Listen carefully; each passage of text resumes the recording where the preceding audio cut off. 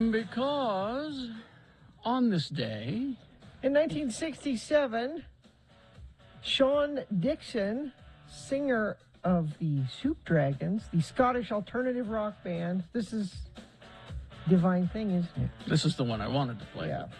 Soup Dragons. I wonder where they got that name. I didn't have. Usually in the morning I look up, that kind It's a of kids TV show character in Scotland. Oh, it is? They have those in Scotland. It's not just here. They have kids in Scotland? Yeah, they have kids shows. That's not a bad song at all. Neither's this one. I wonder whatever happened to the Soup Dragons? Soup Dragons. Where are they now? No idea. There's a documentary about them. If you want to know.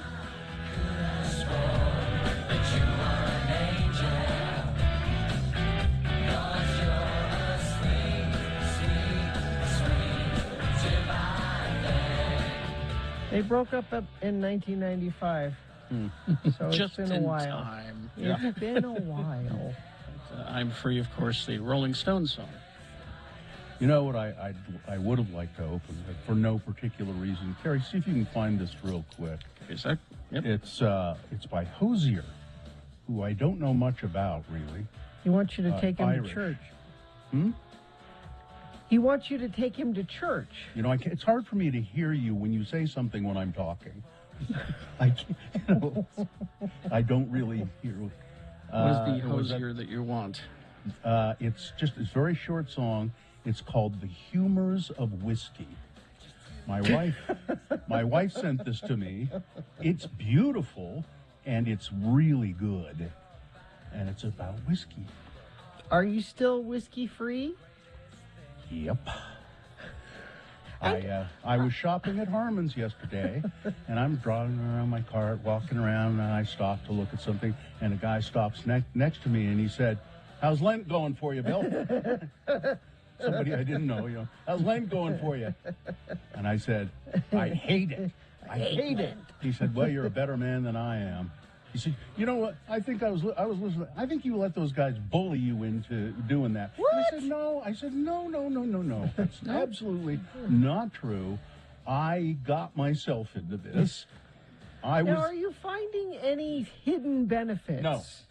Zero hidden benefits? No, and you're especially not when you sleeping listen. better. You're not. No, and when you No? listen to this song, it describes exactly what the benefits of whiskey are. Well, I'm not finding it by Hozier. The Humors of Whiskey with Hozier is a podcast or something. Let's see. Oh, boy, I got a little video of it right here. It's Here, on. Carrie, I've got it. Do you have it? Because Yeah, I just found it Hozier, by some other people. No, I've Yes, got it. don't play it by anybody else. No, you got to hear it. Do you Don't. want me to no, just send you this? Yeah, where? It's just on He YouTube. he sings it a cappella, and that means without instruments. Are you DMing me or what? I'll email it. Okay. I think he didn't write it. I think it's an old Yeah, it's an older song according Irish to drinking song. the search that I did. And I will now. I didn't even think to look for other versions of it. Now I'm going to go find every version of it I can. I did that once with Brown Eyed Man. Mm-hmm. And I went and found all the versions and I have this Spotify list with 13 versions of Brown Eyed Man on it, which I try to listen to, and it's almost impossible to listen to all of them. But I'll do that with this song too. Did you get it? Well, she didn't send me a link, so hang on. Oh, here, I'll DM it. Oh, I got it. I got it. yeah, I just had to cut and paste is all. Oh, Thank you, Carrie. This took me a second. And now we have to wait for DJ Liberty to be done. Now, Hozier. Fiddle, what's hotter than mustard and milder than cream? What best wets your whistle? What's clearer than crystal? Sweeter than honey and stronger than steam? What can make the dumb talk? What can make the lame walk? What's the elixir of life and philosopher's stone? And what helped Mr. Brunel to dig the Thames Tunnel? Sure wasn't it whiskey from Aldinishon? So stick to the crater, the best thing in nature, for sinking your sorrows and raising your joys. And boys, I'd half wonder if lightning and thunder was made from the plunder of whiskey, me boys. There you go. It's if you have captions, there's a lot of kind of thick brogue in there. The Thunder. Yeah, he The said he thunder. talks about the creator, and then he says, and then that thing, the tunnel. What helped Mr. Brundle, I think it's Bundle, dig the Thames tunnel. You know that goes under to France. You know, and it's whiskey, me boys. That's what it is, whiskey, me boys. So why would your wife taunt you with this when I you know, were not right? able to? I said to her pretty much that. I said, thanks for sending me that Hosier song about whiskey. It's beautiful, but it just made me really want whiskey. and she said, I'm sorry, but I know you really like Irish drinking songs, and I just happened to stumble across that. It's like the ultimate Irish drinking song because Yeah. it is about Irish drinking. Yeah, it's really beautiful. Let your quacks and newspapers be cutting their capers and curing the vapors, the scratch and the gout, with their medical potions, their pills and their lotions, upholding their notions, they're mighty put out. Who can tell the true physics of all things pathetic, and pitch to the devil cramp, colic, and spleen? You'll know it, I think, if you take a big drink with your mouth to the brink of a jug of poteen. Another verse of it? Is that? There's a lot more to it. It's apparently, it's quite a long song. The lyrics, they just keep going. Wait. I can't wait. So to Bill, listen to it all. have you thought? Because this is what you do with Lent too. What are you going to break your fast with? What's the first thing you're going to do? Well, The first sip you'll take will be what? It shouldn't just be anything. It should be something special. Here's the thing. I have a friend who I haven't seen in a long time coming to town just right at the tail end of Lent. Lent will not be over when this person is in town. And so I'm thinking of breaking it by about 4 days or something. I think you would be perfectly. You know, by some rules, you're allowed Sunday. That's true, and I have not drunk on Sundays, so I'll count up this. And so, because I would like to have some I think some you cocktails with an old friend. Through youthful discretions in time of depression, my childhood's impression still clung to my mind. At a school or at college, the basis of knowledge I could gulp till the whiskey combined. Thanks, think you Carrie. should. That was very well read, by the way. As I'm older, I'm growing time's air bestowing on Aaron's potation a flavor so fine. And how ere they may lecture on love and his nectar itself is the only true liquid divine. Whiskey, You do me have boys. Irish in you. Well, I am mostly Yeah. Irish, yeah. Whiskey, me boys. According to 23andMe. So, and that guy at Harmon's was really very nice. He thought it was very humorous that I was not drinking whiskey, and I had another nice encounter over the weekend too. But I think we're out of time. Yes, we are. I'll save that story for later. All right. We invite check-ins now. Now. Okay. 877-602-9696. Call and let us know how you're doing. If you are doing something for Lent, let us know. If you or tell us your favorite kind of whiskey. I can, you know. You want to hear more about whiskey? Yeah, I mean, I can't drink it right now because of Lent, but I can think about it and hear about it, and Okay. so if you have a favorite whiskey, 877-602-9696, or whatever you want to do, we'll give you a Radio from Hell tote bag if you do it. All right, all that and more on the way. Hoops Vision Correction, HOOPES Vision.com. It's almost springtime. It says here, no, it is springtime. Yeah, the first day yesterday. of spring was yesterday. Mm-hmm. So plan for warmer days, which we're going to have at the end of the week, I believe. Pack away your boots and dust off your bikes and kayaks. And why not do all of this with great vision, without glasses or contact lenses from Hoops Vision? They've been Utah's trusted LASIK provider since 2000. Carrie and I both had the procedure done several years ago at Hoops Yes. Vision. And no don't gla- regret it. No glasses, no contact lenses. Put the spring in your step with this special $800 off LASIK. That's $400 off per eye. Start seeing clearly today with all laser LASIK performed by the best, the most experienced, I'll say, at Hoops Vision. 877-30 LASIK or hoopsvision.com.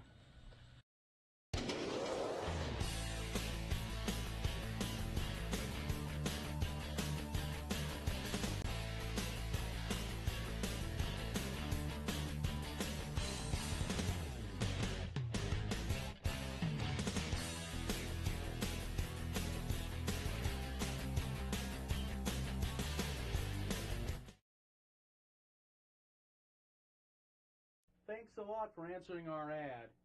Look, we've got a lot of other people to interview, so we'll just let you know, okay? Loser. God, what a bunch of no-loads. I mean, we haven't had one single applicant that I'd even consider hiring. Why are they so bad? I just think it shows you the quality of people who read the paper. Yeah. Losers, all of them. I don't know. Maybe it's the way the ad is worded. How does it read? I think I wrote it just the way we talked about. Look, here it is. Okay. Oh, listen. We need a new stalker. Do you think you have what it takes? If so, apply in person to Kerry and Bill, the Radio from Hell guys at X96. Previous stalking experience is not required. We will train. X96 is an equal opportunity employer. That's pretty straightforward. Guess I'm just getting discouraged. I don't think we're ever going to find anybody to replace the old guy. Well, now, we both agreed that no matter how much we liked him, it would just be stupid of us to wait for him to get out. Oh, all right. We're just going to have to keep looking. Okay. Lori, send in the next applicant, please. Oh, hello, boys. Hello, Chunga. Send in the next applicant, will you? We're in a hurry. No, you don't understand. I am the next applicant. What? Oh, my God, you're serious. You want to stalk us? We. You're not impressing us by speaking French. No, I mean we want to stalk you. All 10 of my personalities, including Tina the lap dancer. Let's look at this logically, boys. I'm already on the payroll. I know your phone numbers and where you live. And I can gut and skin a rabbit in less than 2 minutes. And you guys probably don't know this, but I've seen both of you naked. Lots of times. And, well, I love you. Hmm. Hey, that wasn't bad. What do you think, Bill? He's creeping me out. Well, let's try the phone test. Okay. All right, pretend that it's 3 a.m. There's a thunder and lightning storm going on. My phone rings. I pick it up, and it's you, Chunga. What do you say? Hello, Bill. Want to go to a jazz game? No! Doesn't No, work. no. Try again. Phone rings. I pick it up. It's you. What do you say, Chunga? Bill, it's me, Chunga. Want to go over to Cummings and watch them hand-dip chocolates? Not even scary. Not scary at all. I'm sorry, Chunga. You just don't have what it takes. Look, send in the next one, would you? Oh, come on, you guys. I know you don't like all the other stalker candidates. They stink. Besides, there's only one guy left in the lobby, and it's Frank Layton wearing one of his wife's old moo-moos, and his face is smeared with red lipstick. Red lipstick, huh? Well, send him in. Mr. Layton, the boys will see you now. Hello, girls!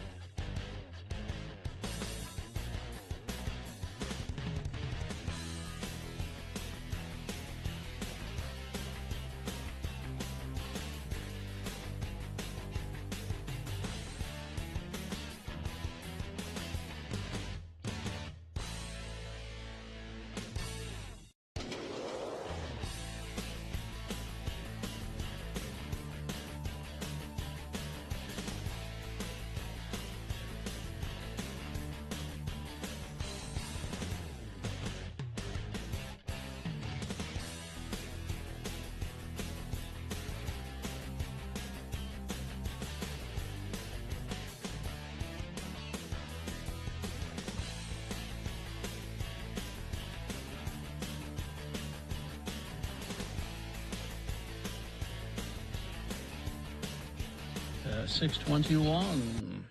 Let's officially begin the program. I don't think anybody's called to check in. Oh, maybe somebody has. Katie's just whispering in Carrie's ear there. Katie, our fine producer. So we'll officially start the show, and then we'll go to your check-ins. There's still time for you to do it. 877-602-9696. Demand for nurses is higher than ever. Nightingale College blends online classes with on-ground supervised field experience. Enroll now for the upcoming semester. Visit them at nightingale.edu. All right, we've had the fun of a full moon already. Now it's waning, as it always does. 87.7% of full. It'll be totally gone. Let's see, April 1st. The moon will set today at 9:22 a.m. Today being Monday, it's the 21st day of March in the year of our Lord Jesus Christ, 2022. And now, won't you join with us and give a hearty salute to our neighbors south of the border? Because it's National Crunchy Taco Day. Ooh. And this is El Radio from Hell, starring the muchachos of morning radio.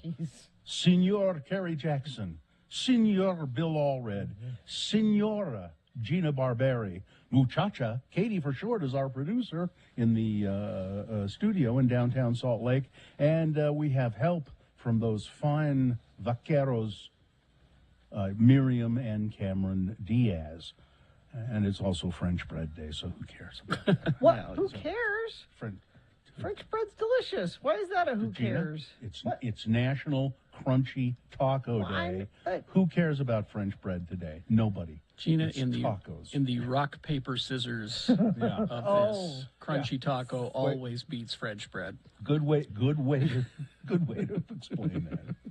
All right. All right, let's get going. Let's start with Amanda. Hello, Amanda. Hi. Hey, good morning. Good morning. What's up? I'm going to keep this story real quick for you guys. So my daughter, Mabel, she calls in pretty often with her brother to vote for the boner. She's in kindergarten. Okay. And about a month ago, she won a T-shirt. And she was so excited. She almost started crying. She was so excited. Oh. So they call on her way to school. She goes into class. About a week later, I get a call from her teacher saying, "Hey, you need to come in. I need to talk to you." I'm like, "Okay." So I go in there after school. Yeah, I sit down. She's sitting there. All of a sudden, two other teachers come in and sit down next to her. Oh, boy. I'm like, "What? I was getting scared. I didn't know what was going on." She said, "So last Thursday, Mabel came in. She was running in, going up to all of her friends, saying that she had a boner from hell. She got a boner from hell today." I don't know how she mixed all of that together. I'm like, "You got a boner T-shirt, not a boner from hell." She's like, "Guys, I got a boner from hell today."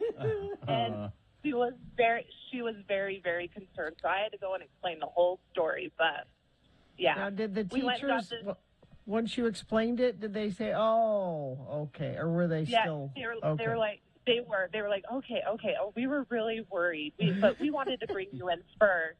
But it was cool. We live in Ogden, but we drove down there and got the shirt the very next day. She put it on. She wore it to Claxton skating with her dad. That day was huge on her. But Classic. she Yeah, loves it's perfect. What? How old is she? it. She's 5. Oh, jeez. And I'm just curious, did the teachers know, or did you explain that we use the They word... had no idea about the...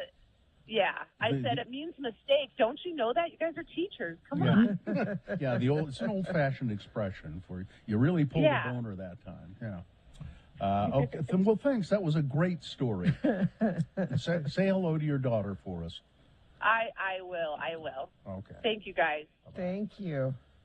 That's almost too good.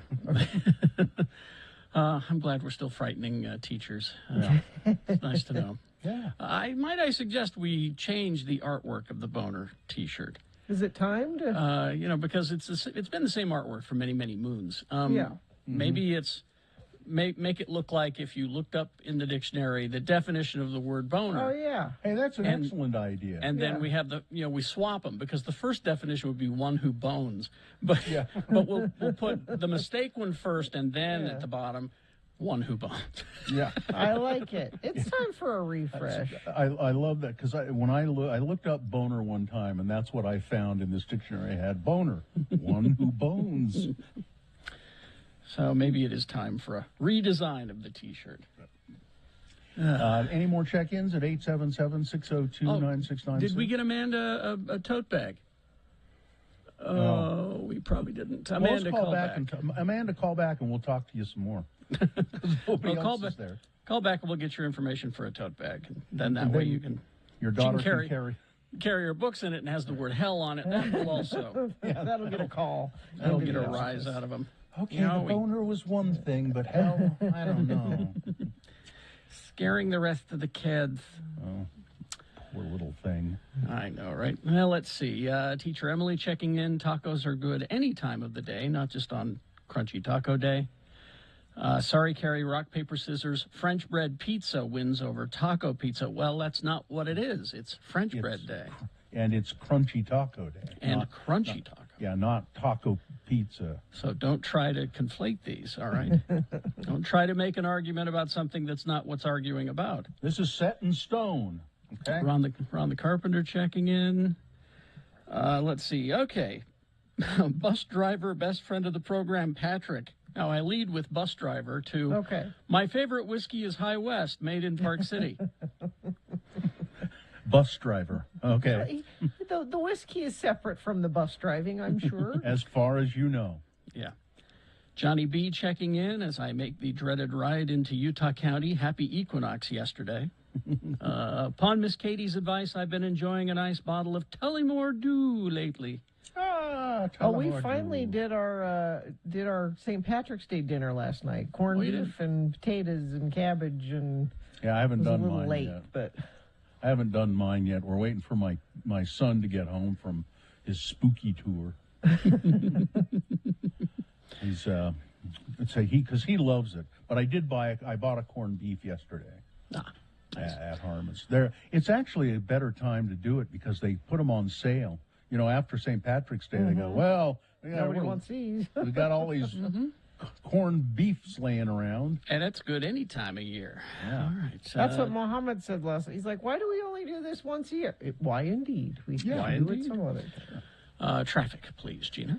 Why indeed are we doing traffic? Because it seems to be moving well so far. I have no accidents to tell you about, and you don't have any to tell us about, which means I'm just going to think that means there's no accidents out there. Let's keep it that way, why don't we? Now, if something changes and you see that change, and you think other friends of the program need to know about it, you can text us 33986. Locally owned Young Automotive Group has over 8 different brands across 6 automotive and power sport dealerships. Check out the variety online at youngautomotivegroup.com. Think Young, think Ogden. All right, we will take a break. We will be back after these.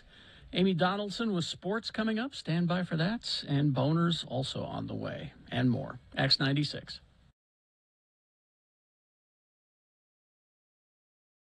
Spine. Spell it with me now. S-P-I-N-E. Spine. And now we'll use it in some dialogue featuring our 2 Utah men, LeVar and LeGrand. Elder LeGrand Ardun Jr. has called his friend LeVar with worries on his mind.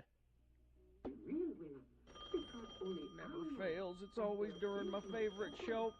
Hello. LeVar? Yeah. It's LeGrand. LeGrand, how's it going? I'm a worried man, LeVar. I don't know what to do. It's about Midge. Well, how is the lovely Mrs. Dunn LeGrand? Well, LeVar, she ain't herself these days. What do you mean she ain't herself? Well, who is she then? Well, she's Midge, but she's not Midge. Huh? Well, first off, she's been losing weight, LeVar. She may have knocked off close to 100 pounds. She had to go out and buy a whole new set of moo-moos. And they're designer moo-moos, too. The Don Ho collection. Well, that is odd, LeGrand. And she started to wear makeup again. Huh? She hasn't worn makeup since we got married, LeVar. A woman with 16 kids doesn't have any place wearing makeup, LeVar. That is strange. And it's not even New Skin or Mary Kay, LeVar. It's that kind of makeup that Claudia Schifter wears. Anything else? Well, she covered up the I Heart Family Home Evening bumper sticker on the back of the Suburban with one that says, "Mean people suck." Something is definitely up, LeGrand. I know. So, I've been kind of trying to track down her whereabouts to see what's up. You mean you've been spying on Midge? Well, I wouldn't call it spying exactly. Just keeping tabs, you know, like waiting down the street from the house and then following her car. Spying, that's what that is, LeGrand, spying. Well, did you find out anything? Well, when she said she was going to Relief Society, I followed her, and she ended up at the Deseret Gym. I think she may be working out, LeVar. Well, mayhaps she's just trying to get in shape and improve her quality of life. Mayhaps she's tired of being as big as a Winnebago. She's the mother of all my 16 kids, LeVar. She's not supposed to improve her quality of life. Her role as my spiritual partner is to improve my quality of life. You find out anything else when you was spying on her?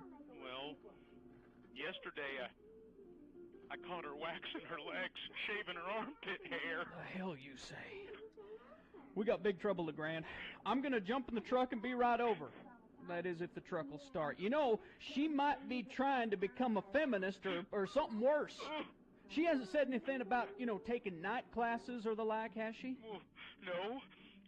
What are we going to do, LeVar? Well, we're going to keep spying on her, LeGrand. Let's just hope that we don't find out that she's going to the symphony or the ballet or nothing like that. Tell you what, though, if we do, you pack them kids up in that Suburban and you skedaddle out of there.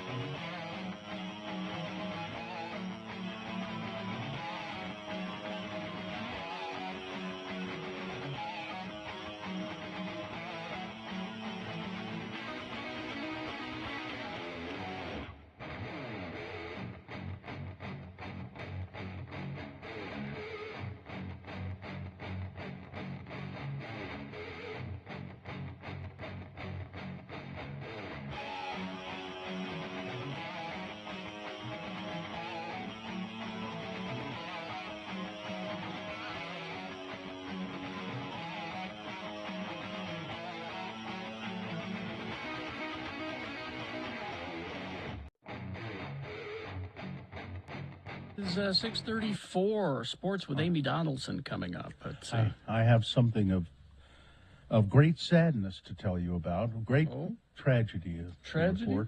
I don't usually like to sponsor tragedy, but I guess we will. Demand for nurses is higher than ever. Nightingale College blends online classes with on-ground supervised field experience. Enroll now for the upcoming summer semester. Go to nightingale.edu. Takarada Akira has passed. Tragedy. it's Akira Takarada. It says Or here. is it? It says here Takarada Akira.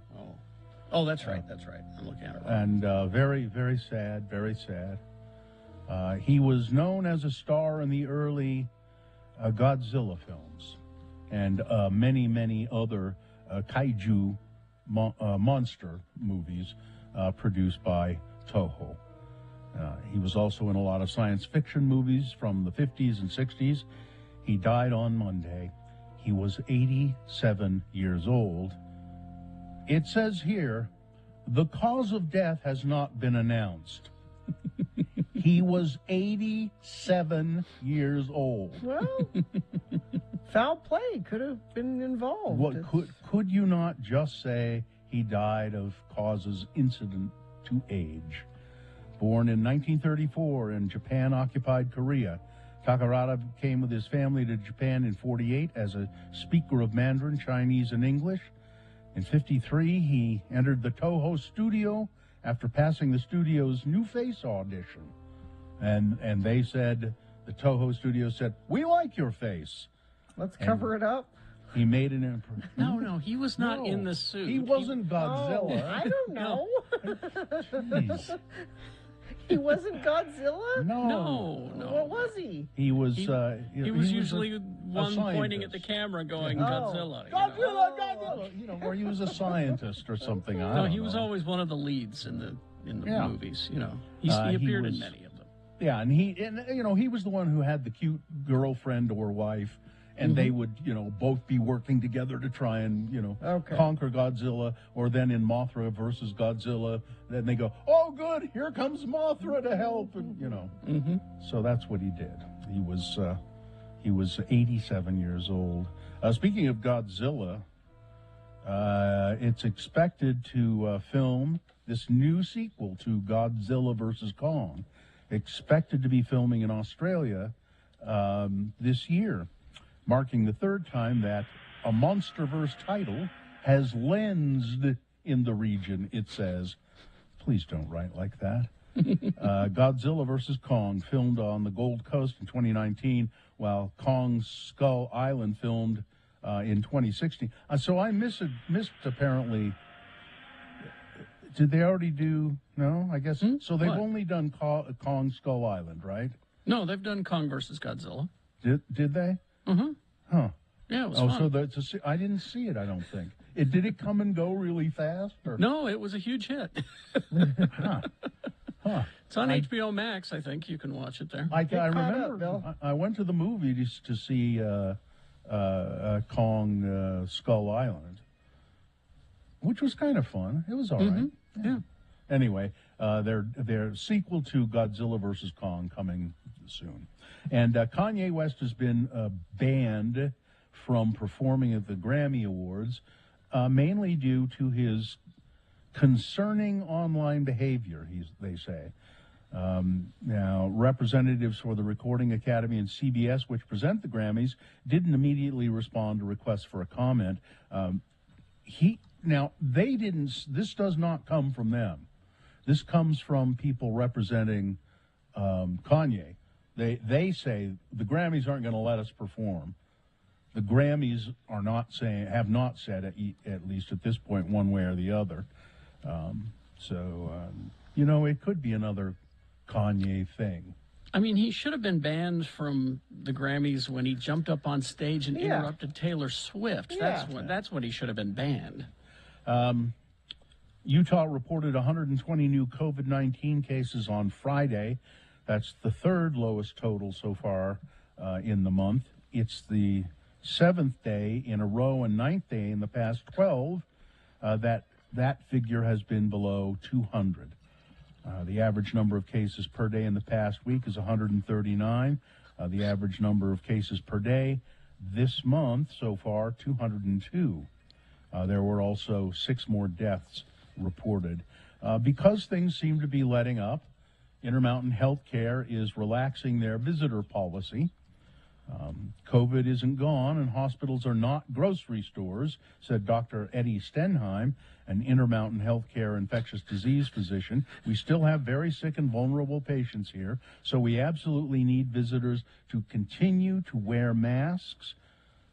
That really is to protect the other participants in the hospital. That should just be going forward forever. If you go to the hospital, you wear a mask. I went to an event Saturday, my wife's roller derby tournament, and there was a huge crowd there, bigger than I've ever seen there. I don't go to them very often because, frankly, I don't like to see my wife getting slammed into by other people on skates. It's kind of disturbing. People say, "Why doesn't your husband come to these and support?" Well, it's because I don't like seeing her get hit and knocked. Sometimes she gets fully knocked down onto the cement. I don't like it. But I think I was the only one in the crowd wearing a mask. I thought that was interesting. I saw one other person, I think. But most, I would say 99% of the people were not masked. And what you can make of that what you will. Ukraine has rejected Russian demands for surrender in Mariupol. Mariupol is pretty much not a city anymore. It's a pile of rubble. But Ukraine officials defiantly rejected a Russian demand that their forces in Mariupol lay down their arms, raise white flags on Monday in exchange for safe passage out of the city, even as Russia intensified its attempts to bombard Mariupol into surrender. The offensive in other parts of Ukraine has floundered. And I'm sure, I'll just bet you that the Russian commanders on the other side, they say, okay, let's have them surrender. And they say, we won't surrender. And I'm sure they're baffled by that. It's like, what? They're crazy. Why aren't they surrendering? The city is in rubbles. They're all going to die. Why won't they do it? They really don't understand that sense of... And that's been part of the problem. The Russian military thought they'd just waltz right in and be able to take over, but they didn't count on a rebel insurgency that is very strong-willed. General Petraeus, you remember him, retired general. Yeah. General Petraeus? He was he had an affair, right? Isn't that really... Wasn't the woman that he had an affair with a spy or something like that? There was something about her that was a writer. Weird. I don't know. Anyway. Yeah, she was writing his autobiography. I knew there was something hinky about it. Russia is suffering troop losses, he says, and has been unable to take Ukraine's capital city of Kyiv as of yet, but the Russians are expanding their attacks, trying to break out of their current stalemate. Now, Jake Tapper asked Petraeus, what is wrong for the Russians? And the retired four-star general, former CIA director, said, well, an awful lot, actually. It's a stalemate, but we should note it's a bloody stalemate. The Ukrainians say that they've killed 5 Russian generals in Ukraine. And if that is the case, said Petraeus, that's very serious for the Russians. If 5 of their generals have been killed, it's shaking them up. It's making them think twice, said Petraeus. Well, the Russians, they could take back Mike Flynn. Yeah, so and they can have, Manafort, Paul Manafort. Go on. Utah gas prices are soaring, along with gas prices around the country. Around the globe. Biden. I around the globe. Yeah, and I should point out also that the gas producing companies, the oil companies, are raking in record profits. Yeah. Now, Governor Cox he has some ideas about maybe what we can do about gas prices here in Utah.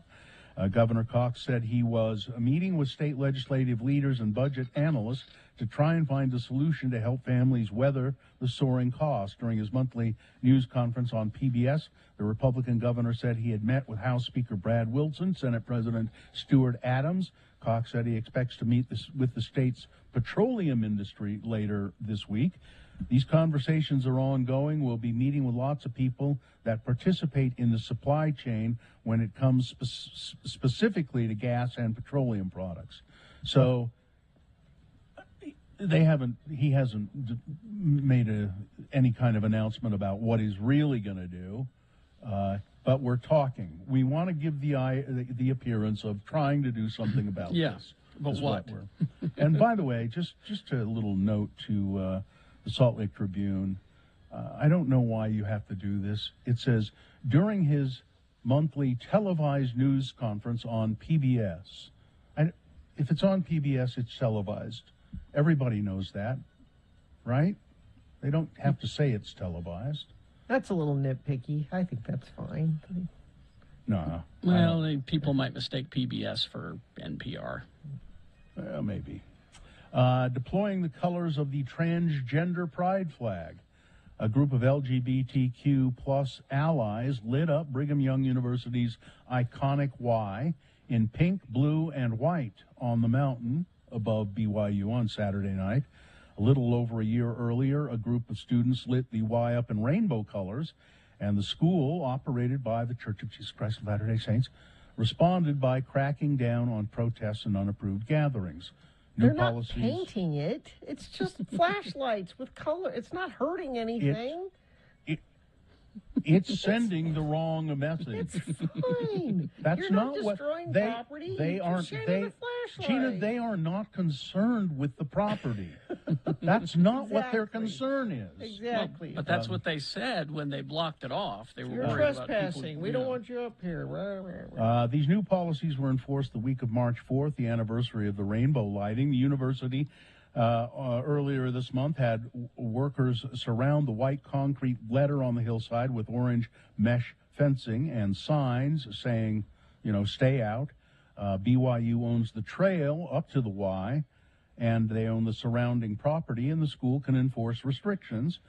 A person who violates the rule could be charged with a Class B misdemeanor.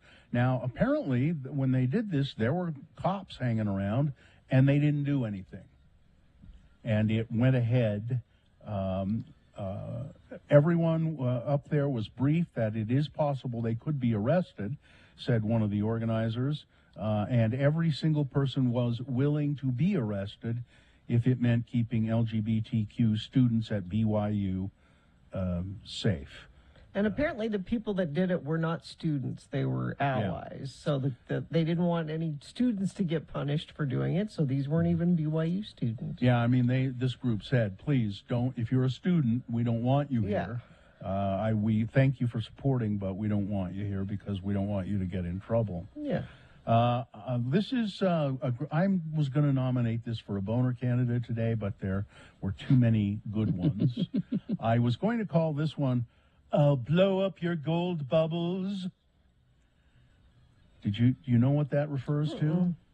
Rudy Giuliani said former President Donald Trump made an unusual threat to Russian President Vladimir Putin while he was in office. Over the weekend, Giuliani told Newsmax that Trump had authorized him to share the details of a meeting with Putin where Ukraine came up in conversation. Trump says, Vladimir, you shouldn't, attack Ukraine.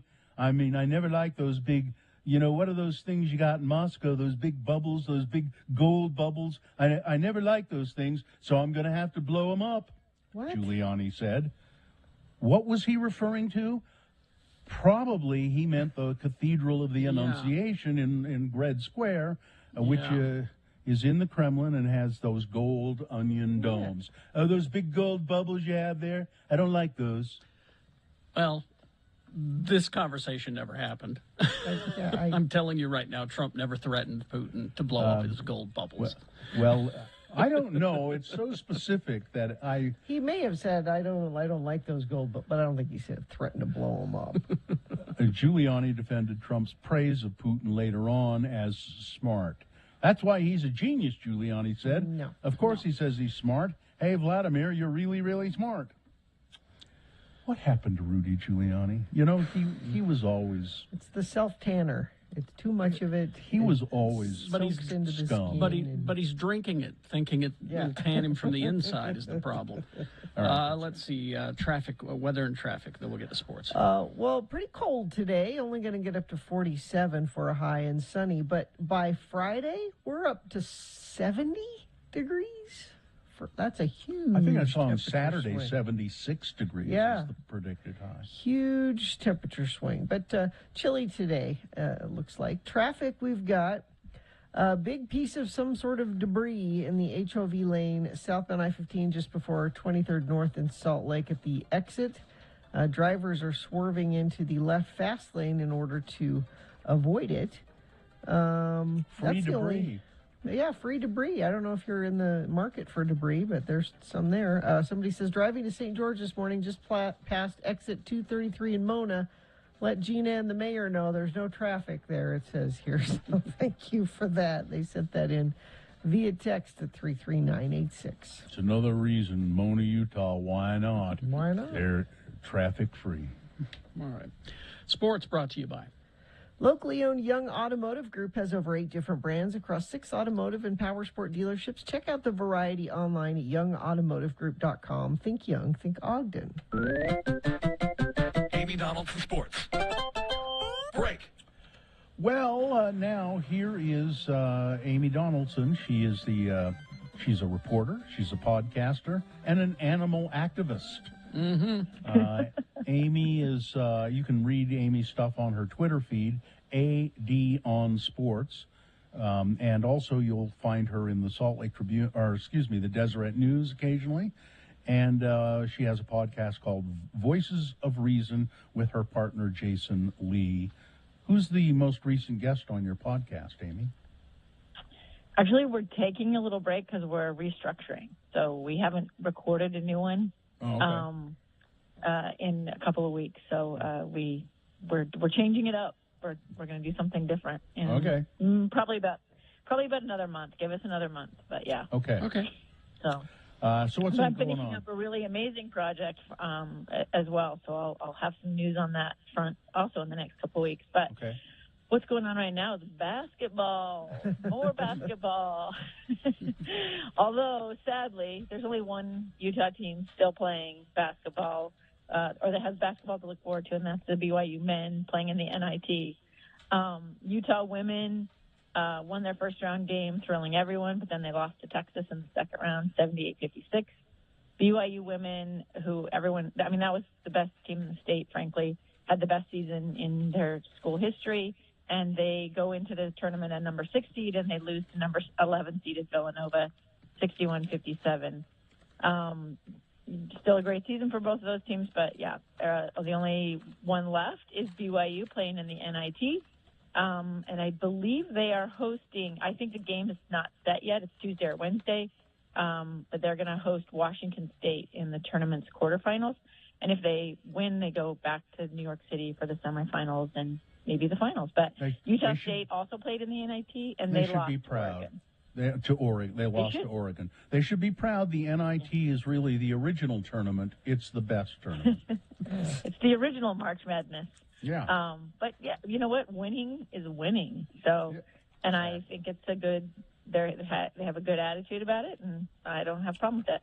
Now, in the big dance, who's the Cinderella team that's left, Amy? St. Peter's. That would be St. Peter's, and I'm excited to say that in the VIS bracket, I actually chose St. Peter's. Really? I tend to pick. Well, I found out. I did a little research. 1.53% of the completed bracket chose St. Peter's to get into the Sweet 16. So and they're still in. They're doing what Oral Roberts did, as you all remember from 2021, the big Cinderella run, as they say. Lots of cliches, as we do in sports. So they will take on Purdue in the Sweet 16. Your other Sweet 16 teams, just in case you're wondering how messed up the brackets are, they're not horrible, but for me, this is the most interesting Sweet 16 I've seen in a couple years. But Gonzaga will take on Arkansas. That's a 1 and a 4. Texas Tech and Duke. That's a 3 and a 2. North Carolina and UCLA, 8 and a 4. And then you have Purdue and St. Peter's. We already talked about. Amy. And then Arizona. Your Pac-12 go ahead. Finish up. I'm sorry. Finish up. Go ahead. That's okay. We'll take on Houston, Michigan, and Villanova. That's an 11 and a 2. And then Kansas and Providence. And then Iowa State and Miami, a 10 and 11. That's for me, that will be a fun one to watch. Did you have a question? I want to know, St. Peter's, are they the ones that are the Peacocks? I think that's their mascot. They're like a Jesuit school from Jersey City. Petey the Peacock or something like that?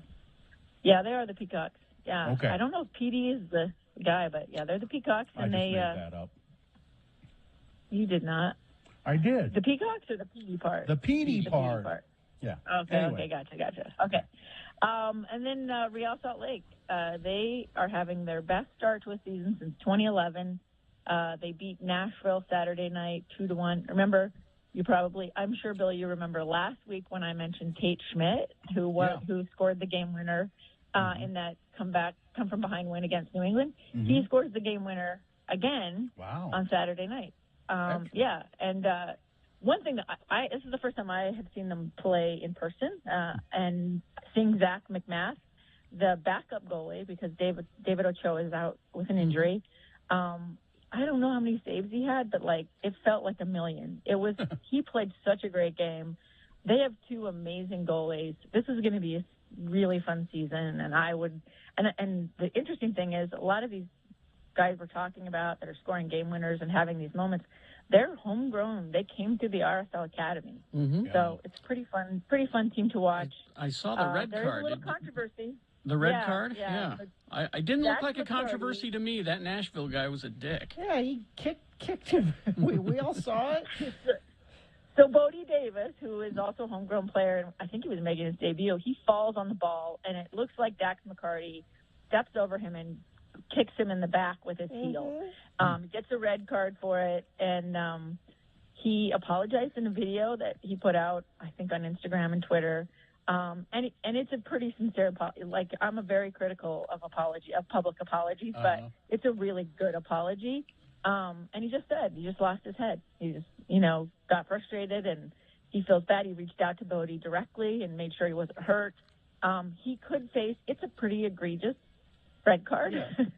So I think normally, it's the missing 2 games, and your team has to play shorthanded, but the rest of that game. But I think he might get fined, or he might get an extra couple games off, because it was pretty bad. Utah women's gymnastic team repeats as Pac-12 champions. And you had 3 individual champions as well. Alexis Birch won on vault. Grace McCallum, she tied on floor and then also won on even bars. And Abby Paulson wins on beam. That's a team that's going to do some really cool things in the national meet. So that'll be fun to watch. And then the Jazz, you're on a 3-game win streak. Everybody who said they're washed up, and I mean, they always find a way to spin it. Donovan Mitchell has a great game, and they're like, he's just trying to audition to play for the Knicks. So, because they beat the Knicks. Stop that! I'm tired of that. I actually cannot take Jazz Twitter right now. Is literally the worst thing on Twitter. Well, yeah. It's not politics; it's Jazz Twitter. Mm-hmm. And Bill, you were mostly right. It's Pete the Peacock.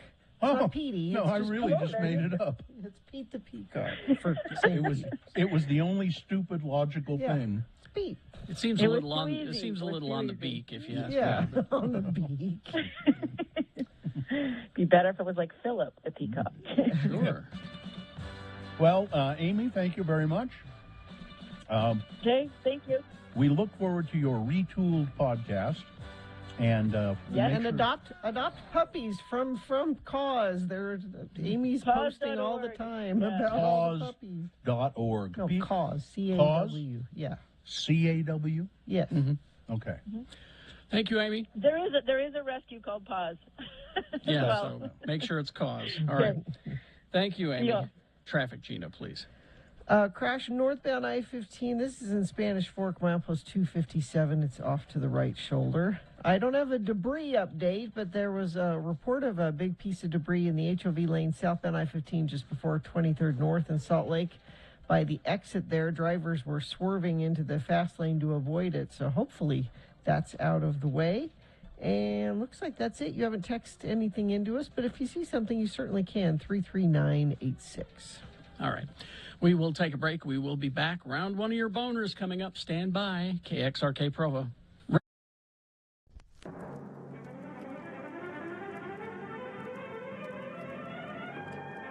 It's often said that the people of Utah speak a language all their own. It's a language that's often confusing and even incomprehensible to newcomers here in the Beehive State. So, Radio from Hell presents a handy guide to help everyone understand how the natives speak. It's the Utah word of the day. And today's word is... Smirnoff. S-M-I-R-N-O-F-F. Smirnoff. And now, here to use the word in a sentence, LeVar and LeGrand. Let's listen as these... Two worthy Utah stalwarts. It says T-O! Two! I was confused because it wasn't T-W-O. It says two! Utah stalwarts engage in some banter that will showcase the Utah word of the day, Smirnoff. 2 is in... emphasizing worthy. Yeah. It's already gotten off to a great start. There's 2 of us. All right. And we are too much. I begin. Yes. Well, LeGrand, we ready for the big tourney tonight? I'm really looking forward to showing them rowdies down to Sweetwater Station what a great team we are. Well, I know they think just because we don't, either of us drink. Well, okay. 3-2 only.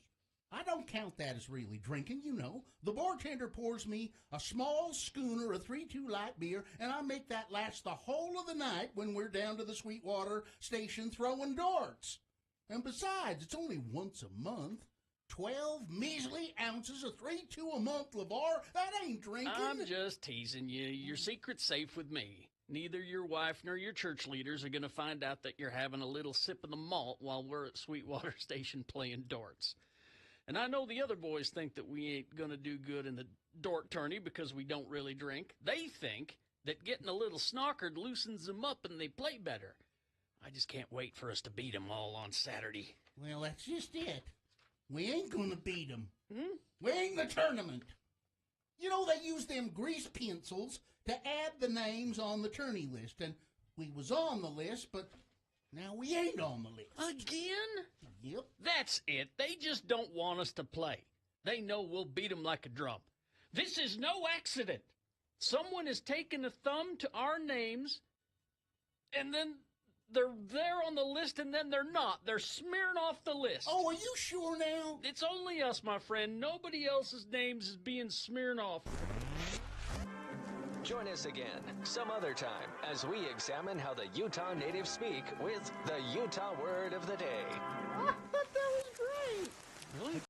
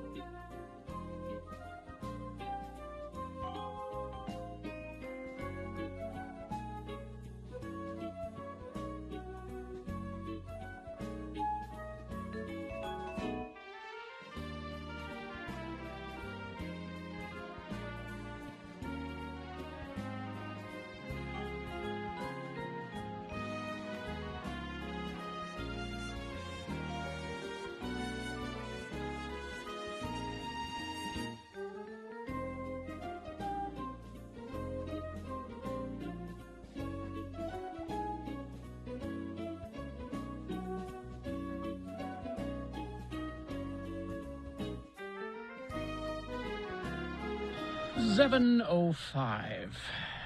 I've heard it said that people, and particularly people who listen to the radio, like to hear a good list. If you list things, they can relate to it, and they can go, huh, oh, I do that, or I never thought of that. Do you know how I know that's true? How?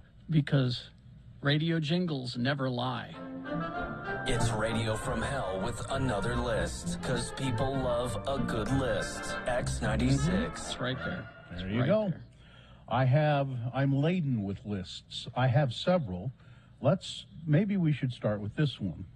9 signs that you're nagging your partner and slowly killing your relationship. Wow, I don't want to do that. With your nagging. Help me not do that. It's pretty heavy on a Monday.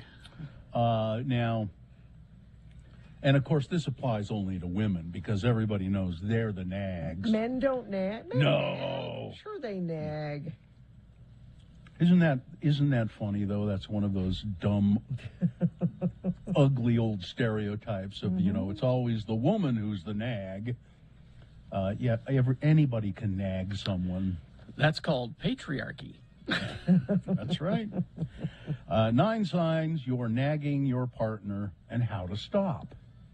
See if you're doing any of these. Well, let's rush through this list because people want your 20 sauces list as well. So okay, I've got the 20 sauces. If we can get it this list done in time, then we can get to 20 sauces that will change your life.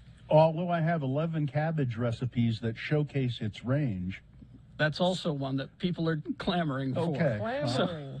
But here's the nagging one. Okay. Number 1, you ask for something more than twice.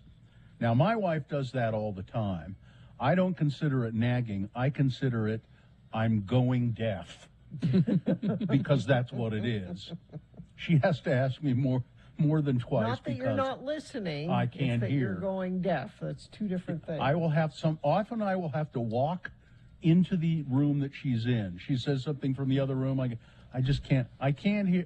Okay, let me come in there and stand next to you. Okay, now I can hear you. Instead of asking for things more than twice, you should voice your request for a third time, but instead of voicing your request for the third time, the communication gap needs to be addressed head on. You need to say, I'd like to understand what's happening with this issue. Why is there a problem? See, this sounds even nastier to me. Why do I have to ask you more than twice to do something? The dishes still aren't done. How many times? Those dishes are not going to do themselves, honey. Number 2, your request isn't really about the dishes. Nagging is a form of control where you keep at someone trying to get them to do what you want them to do. Nagging becomes more than a request, but a way to control. Try this instead. I just really want the dishes done. That's all. Don't read more into it than... Try this instead. It's common desire to want to control our lives and our partners, but it's ultimately a futile effort. You can't control the other person. You shouldn't try. Don't waste your energy. Acknowledge that you feel fearful. You want to try and control them because you're afraid of, your relationship isn't going well. Well, acknowledge that rather than nag them. Number 3, your statements begin with you. Let's use I statements instead of you statements. You never mow the lawn. You're supposed to mow the lawn, but you don't. You don't. That's a sign that you are nagging. It's both of our lawn. You could mow the lawn. Why do I have to always mow the lawn? Would you quit nagging? Number 4, you feel helpless in the relationship. If you're nagging your partner to quit smoking, to stop drinking, or to put down the cheeseburger and fries, all 3 of those, which my wife has done.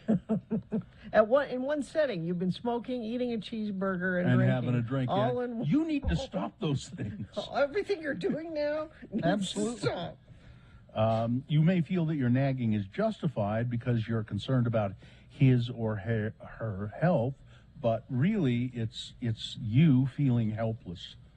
You can't do anything about another person's behavior. They have to do it. And, pointing it out, the other person goes, yeah, I know I'm fat. I know I shouldn't smoke. It's killing me. Smoking. I know I'm drunk all the time. It's not good. I lost my job. I don't... The other person knows it, so just pointing it out is not good. You should offer support. Is there anything I can do to help you overcome this? Number 5, your partner acts out. People hate to be controlled. If they feel that they have to give in to a particular situation, then they may put up resistance in another area of your relationship.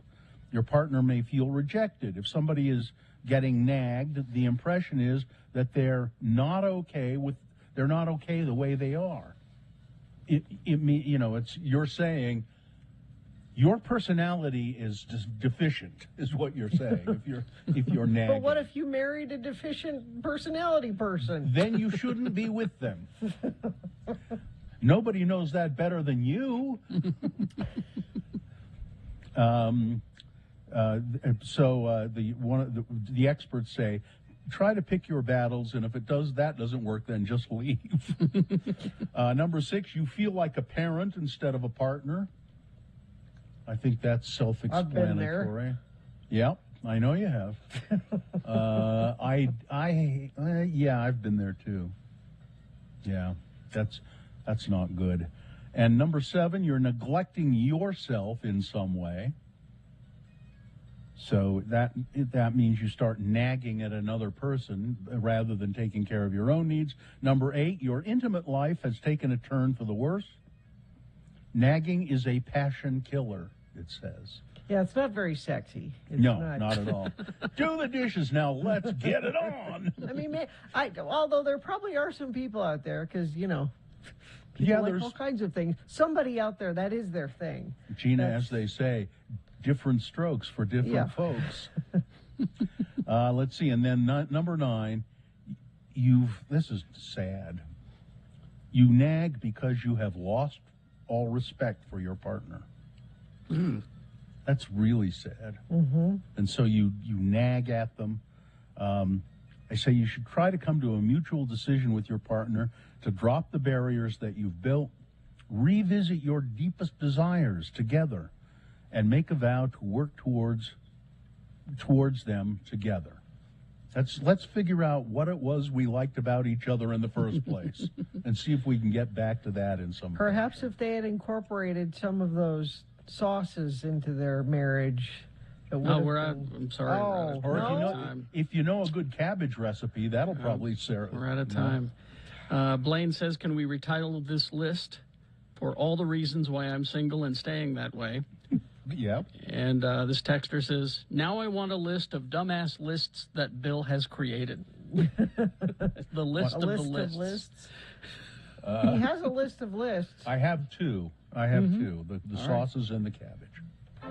We hope you'd enjoyed another Lists with Radio from Hell on X96. Traffic, please, huh? Oh, nothing. All right, traffic, Gina. Crash northbound I-15 at the I-80 East interchange in South Salt Lake. Center lanes are blocked. Traffic is getting by in the far HOV and left lanes, and traffic is backing to 33rd South. A couple of friends of the program have sent in that one. They're stuck in that. Crash northbound I-15 near the US 6 exit in Spanish Fork. Vehicles are on the right shoulder, not causing delays. You can see the UHP lights on the right side, but not causing too much trouble because it's not too busy right now. That I-80 accident is the only one that friends of the program were sending in, but if you see something, you can certainly text it to us, 33986. We've got boners, round 1. Here are the candidates. Number 1, Kyle Rittenhouse and his delightful sense of humor. Yeah. Number 2, Jesus in the closet. And number 3, it's incredible that this kind of blatant racism still exists. Mm-hmm. Boners round 1 coming up after these. Get ready to vote. X96.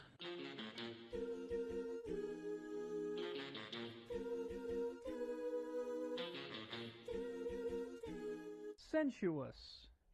Sensuous. Spell it with me now. S-E-N-S-U-O-U-S. And now we'll use it in some dialogue between our two Utah friends, LeVar and LeGrand. Elder LeGrand Ardun is on the roof of his lovely West Valley bungalow installing some new shingles. His friend LeVar is down below on the porch having a nice cold glass of root beer. Again, the word is sensuous. like you're doing a bang-up job with them shingles, LeGrand. That hole's being patched up just fine. Well, I got to get this done before the snow flies. I don't want no leaking on my food storage room again this winter. Well, if you don't want no leaking in the food storage, then you should keep LeGrand Jr. out of there. What? Nothing. Looks like it's kind of hot up there, LeGrand. Yep.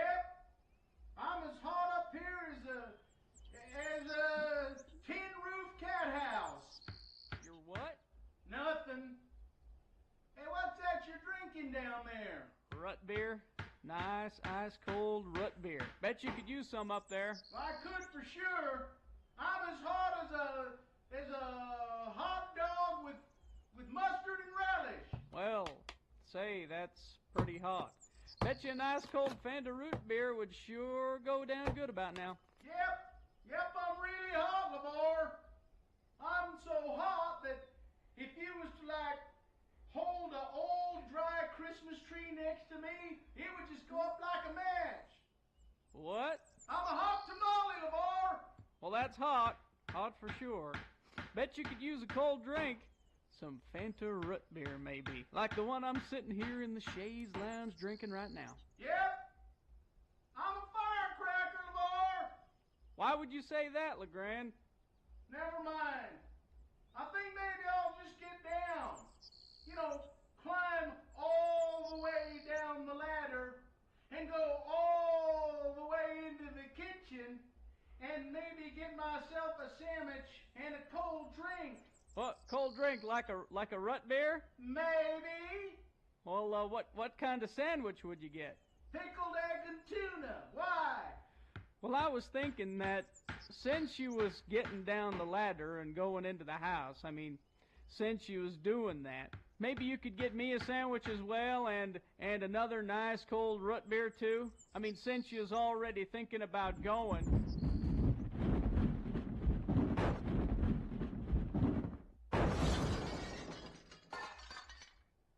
Look out below! LeGrand, I was nearly... That flat of shingles nearly hit me. You should be more careful. That was an accident, wasn't it, LeGrand?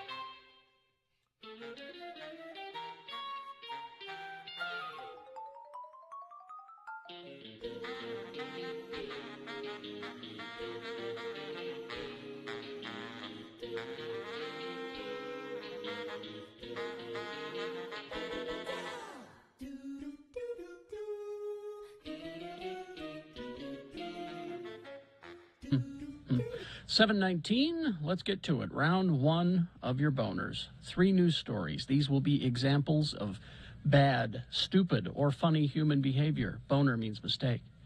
We'll give you 2 candidates now, a third coming up, and once you've heard all 3, you'll vote. Now, winning here does not make it the boner of the day. This makes it the winner of round 1. And we do round 2 at 8:20. 3 more candidates at that time. And then we'll take both of our winners, round 1 and round 2, send them forward to Boner Fight. 9:20 is when you vote for boner of the day for today. Right now, this is round 1. And one of you lucky random boner voters will receive Tickets to see Rise Against live at the Complex this July 26th. Number 1 is Kyle Rittenhouse and his delightful sense of humor. Mr. Rittenhouse, who killed those 2 men and wounded a third in Kenosha, Wisconsin, was it 2 years ago now? Kyle Rittenhouse thought it was hilarious to use a meme of him crying at his homicide trial last year, ostensibly over the people he had killed at a racial justice protest, to illustrate his slam Friday against President Joe Biden over rising gas prices. Rittenhouse was acquitted last year in the shooting deaths of 2 men, the wounding of a third. There was a riot going on against police violence, and a local black man was left paralyzed. George Floyd was left paralyzed. Oh, no, this is a different one. This is paralyzed in a shooting. The jury decided that Rittenhouse, who was 17 at the time, was acting in self-defense, even though the men he shot were unarmed. He cried a lot at his trial. And at that time, NBA star LeBron James disdainfully tweeted, "What, tears? I didn't see one, man, knock it off. That boy ate some lemon heads before walking into court." Rittenhouse referred to LeBron James' dig in the crying meme on Friday, saying, "No, it's not lemon heads," he joked. "It's the burning hole in my pocket thanks to Joe Biden's presidency." Yeah, he's responsible for gas prices around the globe, Kyle. Yeah. Critics were outraged about Rittenhouse's callous indifference to the lives that he took. Others pointed out that Biden has very little to do with gas prices, especially since crude oil costs are soaring amid global supply concerns following Russia's invasion of Ukraine. Thing is, though, they're down under $100 a barrel still, right? But beside the point. Yeah. His sense of humor is delightful, isn't it? No, it's not. Boner candidate number 1. There's boner candidate number 2, Jesus in the closet. California Republican Rachel Hamm is running for Secretary of State in the June primary. Like many candidates, she's speaking about her motivation for running. Like many GOP candidates, she is claiming that God was involved in her decision. That's not unusual. Well, what's unusual is that Hamm says Jesus spoke to her son in a closet and told her to declare her candidacy. Quote, "I've been a prophetic dreamer, so I had spent a lot of time of 2019 and 20 having a lot of political dreams that I was in office. And because our youngest son, Ezekiel, is a seer, I went and got him and I said," yeah, he's a seer. "I went and got him and I said, hey, can you look around and see what you're seeing? Because just really, I get a kick out of hearing him describe, what he sees." And so he said, "Let me know if you see anything." And so he looked in at my bedroom and my bathroom and he said, "Well, there's nothing there." And then he goes into the closet, which is where I had been when I was praying. And he says, "Whoa." And his eyes got like real big and he kind of like started backing away and then started bending down and he said, "You've got a really big guy in your closet and his power is pushing me to the ground." And so I'm like, well, he's for us, not against us, right? And Ezekiel said, "Well, he's full of light. I can't even see his face. He has a scroll in his hand. And the message is, you should run for Secretary of State." What? Yeah. How old is her son? Does not say in that story. That's Rachel Hamm, Jesus in the closet. She's, by the way, she's also done lots of other. She claims that she killed a witch. How do you know she didn't? Because there aren't any witches, Gina.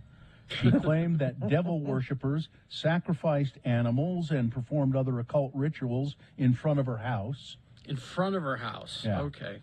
She isn't without her defenses, saying that her prayers also inspired the murder of a witch in her neighborhood. She's a loon. Boner candidate number 2, Jesus in the closet.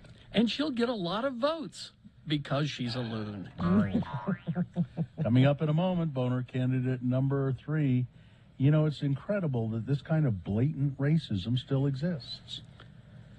Boner candidate number 3 coming up in just a few moments. Do you have anything for us? This story is celebrity adjacent, I would say. Oh, okay. That's sponsorable, Gina, I think. Sure. Are you searching for Pokemon? Locally owned Haster Games has the best selection of Pokemon. Dungeons and Dragons, Magic, and more. Shop online at HasterGames.com or visit the store, 6831 South State. Curbside service is available. You know, before I get to that story, this just into the Radio from Hell newsroom. This was just handed me. Apparently, Maury Povich is retiring. Who knew he was still working? Did you? I didn't. But that's a news flash for you. Maury Povich is retiring, ending a 31-season run of revealing who the father is. 31. Yeah. Now, this story, this is the one I was going to start with. The celebrities are a star couple who sincerely believe in us, in our victory, in our future, said President Zelensky. Who are the celebrities he was talking about? Mila Kunis and Ashton Kutcher.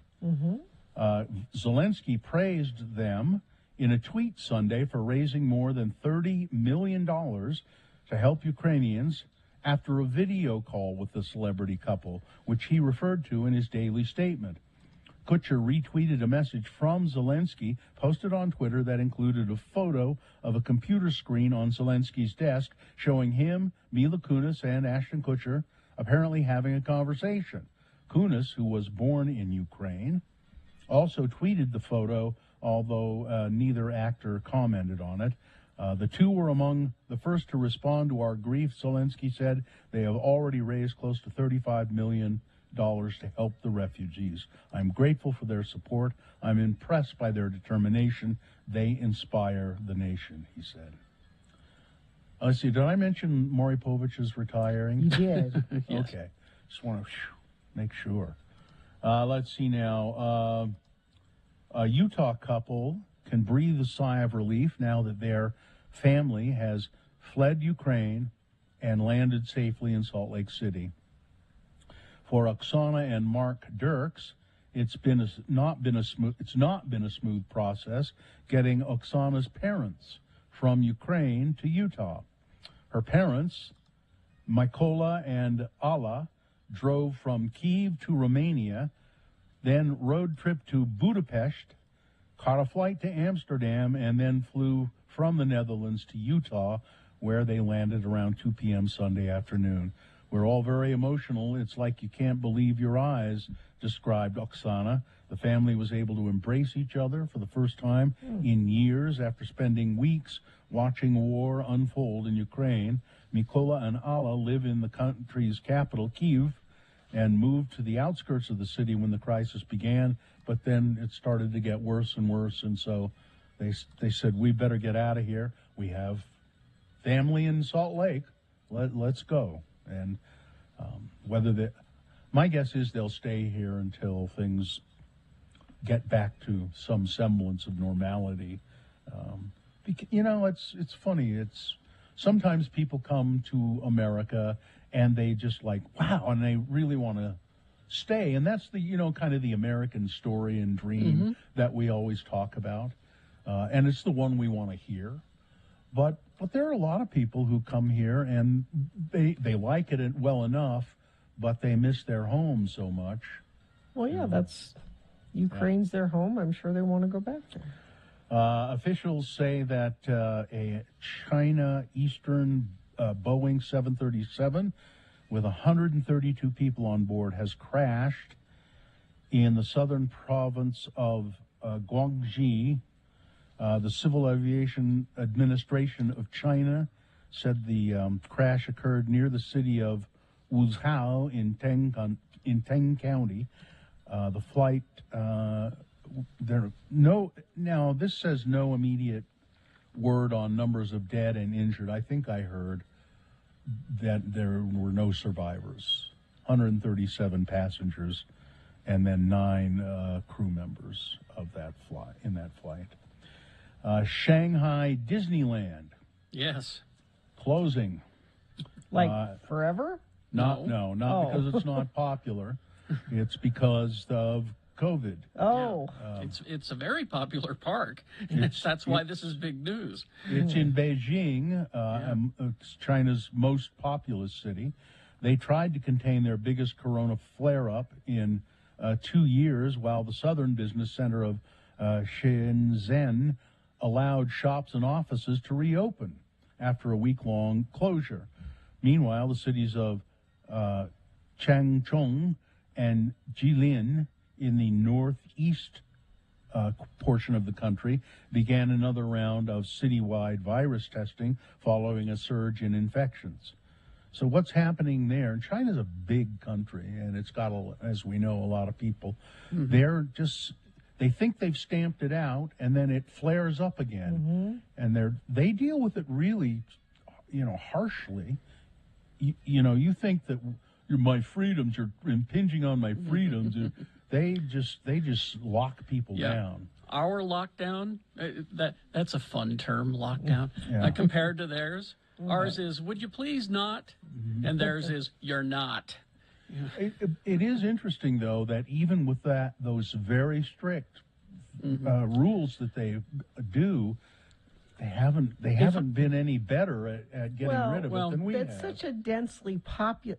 They live on top of each other. That's a huge part of the There's that, and then the other part is apparently they don't want our American vaccines. Well, they have their own. They have their own that they trust, and their own apparently don't work as well as ours. Gina, a story for you. Okay. I know you're going to poo-poo and disdain this, but I want you to think about it seriously. Okay. Cricket juice is loaded with antioxidants. Poo-poo. Come on. Insects and bugs, they're not maybe the most appetizing food item to think about, but a quarter of the Earth's population, an estimated 2 billion people, eat bugs on a daily basis. It can be hard. I know it's hard to wrap your head around this, Gina. But I don't. But that have doesn't access to other protein until that's not an option. But these are if bugs are the only option, then I'll eat bugs. This is an inexpensive. Listen, here's you're paying $14 for a filet mignon, or you can go out in the field and catch grasshoppers. Those are the only two options. They are or excellent sources of protein, fiber, and vitamins. And now a new study out of Italy, your people, Gina, have found one more reason to consider eating insects. Certain types of insects are absolutely packed with antioxidants. Researchers say they only analyzed insects already commercially available for eating, so this study does not advocate searching in your garden for dinner tonight. You have to go to commercially, known sources to get them. Of the edible insects analyzed, grasshoppers, silkworms, and crickets displayed the highest levels of antioxidants. I don't know if you can still get those cricket meal energy bars. Yeah, I tried one of those. Don't I get credit for that 10 years ago when I ate that? They were made here in Utah, too. I think they're still around, yeah. Choop. I don't know. They were giving out free samples at the Harmons a couple of years ago. So these insects they're fat-free, and they're fat. That's why people are. I'm trying to. I had a handful. I'm going to eat crickets. I had a handful of fried grasshoppers once at the state fair, and they were good. If you didn't really think about what they were crunchy and salty, and they had some kind of like teriyaki sauce on them, and they were kind of sweet, and they were okay. But I have other. Except you get little legs and stuff, caught in your teeth, and. I have access to other things, so. Well, I'm going to stick with the other things. But put this on the back burner, will you? And now, crickets. All right, that's it. Sports. Well, no, weather traffic. Kind of cold today. 47 is all the warmer we will get, but it'll be sunny. But you just wait till this weekend gets here. From today until Friday, we are up around 70 degrees on Friday. We'll be over 70 degrees on Saturday. That's a big change. So, enjoy the cold weather today, I suppose. Traffic, there's a crash northbound I-15 at the I-East interchange in South Salt Lake. We also have a crash northbound I-15 27th South, milepost 304. It's blocking the 3 right lanes, so that's causing pretty big slowage northbound I-15 through the Murray area. And I think that's about it. I think we've had nothing else reported. Now, you can report if you need to. If you see grasshoppers in the road and you think, wow, delicious, I need to tell everybody about this find I have, you can text it to us, 33986. Locally owned Young Automotive Group has over 8 different brands across 6 automotive and powersport dealerships. Check out the variety online at youngautomotivegroup.com. Think Young, think Ogden. Here's Boner candidate number 3. It's really incredible that this kind of racism still exists, and it's really pretty incredible that this wasn't vetted better. The Port Neches Groves Independent School District represented themselves at the Magic Kingdom Park this week as a drill dance team from the high school paraded down Main Street, USA. Oh, yeah, I saw this. Which is, they often have high school bands and cheerleaders and stuff do this.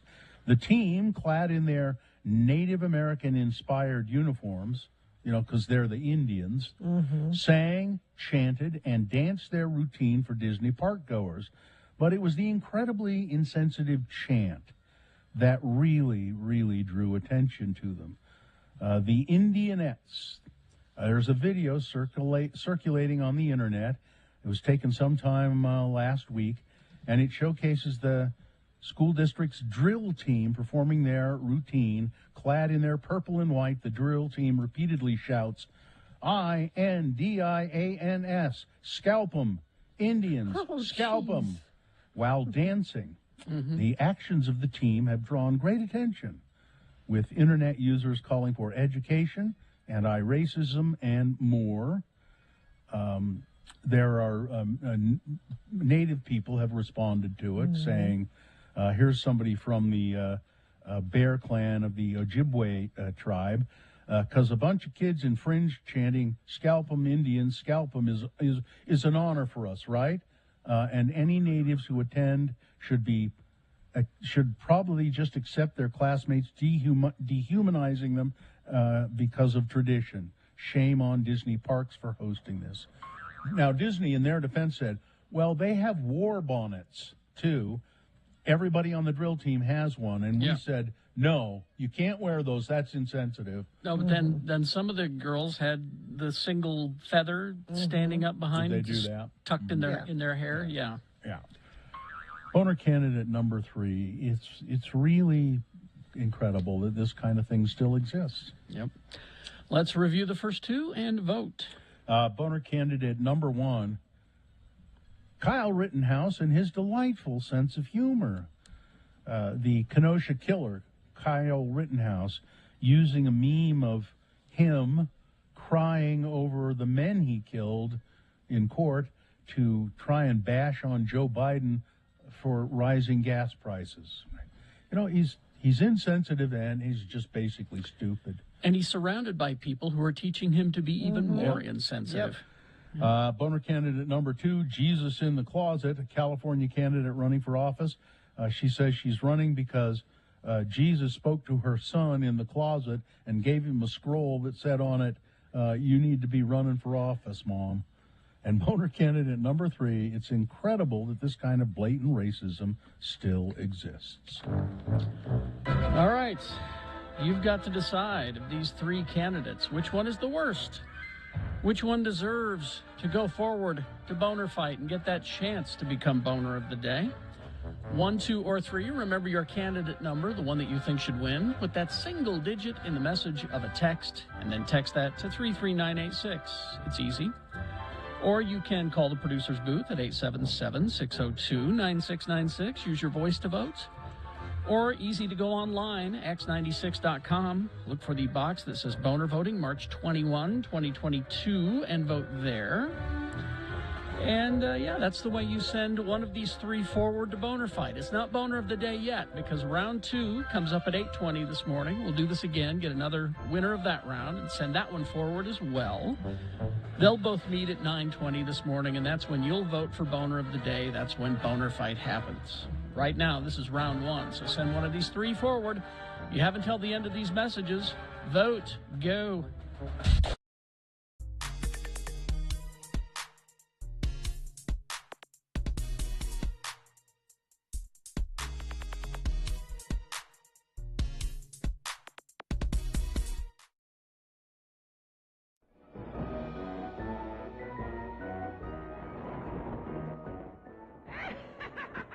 Greetings, children. This is your old friend, the Grave Digger. Today I have a frightening little yarn that has all the ingredients needed to make you shudder. Sex, violence, lawyers, and 3 exploding human heads. This tale is called There She Blows, and we'll take you now to the law offices of Parker, Jameson, and Osborne, attorneys at law. Mr. Parker? Mr. Osborne. Parker, your fly is undone. Oh? Oh, so it is. I was just having sex with my secretary. But Mr. Parker, that is so wrong. You're a married man. I'm aware of that, Osborne, and I don't care. As a matter of fact, I'm going back in for seconds. Parker, your head is getting bigger. It's... Oh, my God! Look at all the blood! What's all the racket in here? Parker's head just exploded. Good Lord, what a mess. Hey, what's Parker clutching in his still twitching hand? That's the Bonneville specific file. He's been working overtime to make the board of directors look better in court. I believe he just finished it.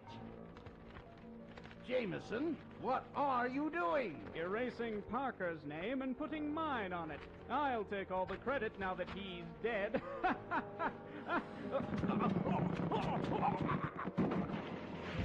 Now Jameson's head has exploded too. I'd better call for help. But first, I'm going to go through their wallets and steal all the money. They're not going to need it, and no one will ever know.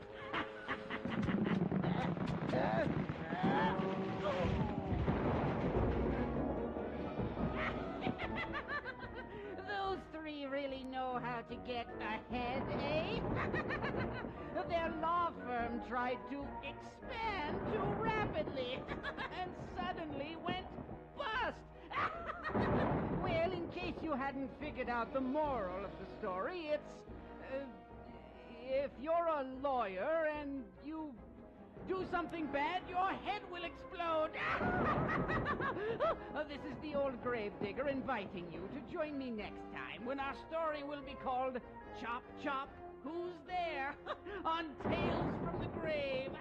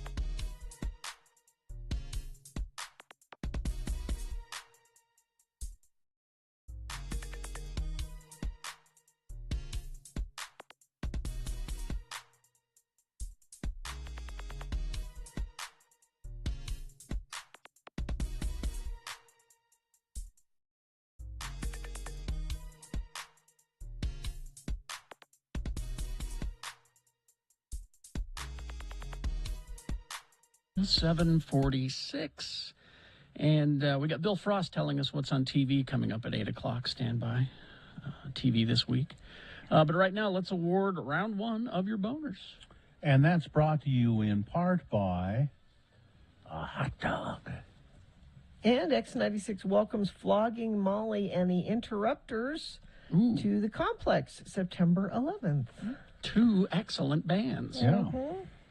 I was upset about that hot dog, by the way. Why? I mean, it was an okay hot dog, but I went to Harmon's, and I like the Harmon's weenies, and they didn't seem to have them. They were like the Harmon's. So you had a subpar hot dog? Well, no, I mean, it was a good hot dog, but it wasn't a Harmon's hot dog. So we had boner candidate number one, Kyle Rittenhouse, and his delightful sense of humor, using a meme of him crying over the men he killed to try and bash Joe Biden over gas prices. You know, the prices that Joe Biden has pretty much no control over. Boner candidate number two, Jesus in the closet. A woman in California claims that Jesus told her son, Jesus was in her closet, and her son went in there to see Jesus and came back out and said, Jesus, was just talking to Jesus in there in your closet, Mom, and I had to move aside your blouses that were hanging there, and I was talking to him, and he said you should run for turn. Why didn't Jesus talk to her directly? Why go through the kid? Because her son, Ezekiel, is a seer. I'm also curious about the whole prayer closet thing. Yeah, a lot of people pray in the closet. Go to your closet and pray, Carrie. It's, well, you know, yeah, that was in Carrie, but I mean, people do pray in closets, seriously, really. And boner candidate number three, it's incredible this kind of blatant racism still exists. The drill team from, was it Texas? The Indianettes. They're just distasteful chant that they did. It was just awful. Now, Richard won the Rise Against tickets, and it was a touch-and-go fight between number one and number three. No, not many people voted for the Looney in California. Oh, yeah? Yeah, well, about 30 people. That's pretty good. It's okay. But winning with probably, 50 votes more than number one, it was number three. It's incredible this kind of racism still exists. There you go. That's the winner of round one. It now goes forward to Boner Fight. It might be Boner of the Day. We shall see as the day progresses, because round two comes up at 8:20. We do this again with three more candidates. Get another winner there. We send both winners forward to Boner Fight. 9:20 this morning is when you'll vote for Boner of the Day. You know, I wish that our owners, the owner of the station, our manager, our salespeople, anytime that we go somewhere, just in our private lives, we go somewhere, I wish they could come with us. Maybe I should start insisting that they come with us, because it is inevitable that someone will come up and talk to us. Someone will recognize us. People we don't know will start talking to us. And we have an influence on people's lives, sometimes not for the good, but mostly for the good.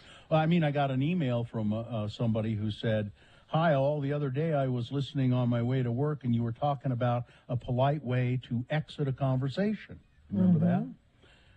And I'll let you get back to it. Yeah, this person, his name is Travis.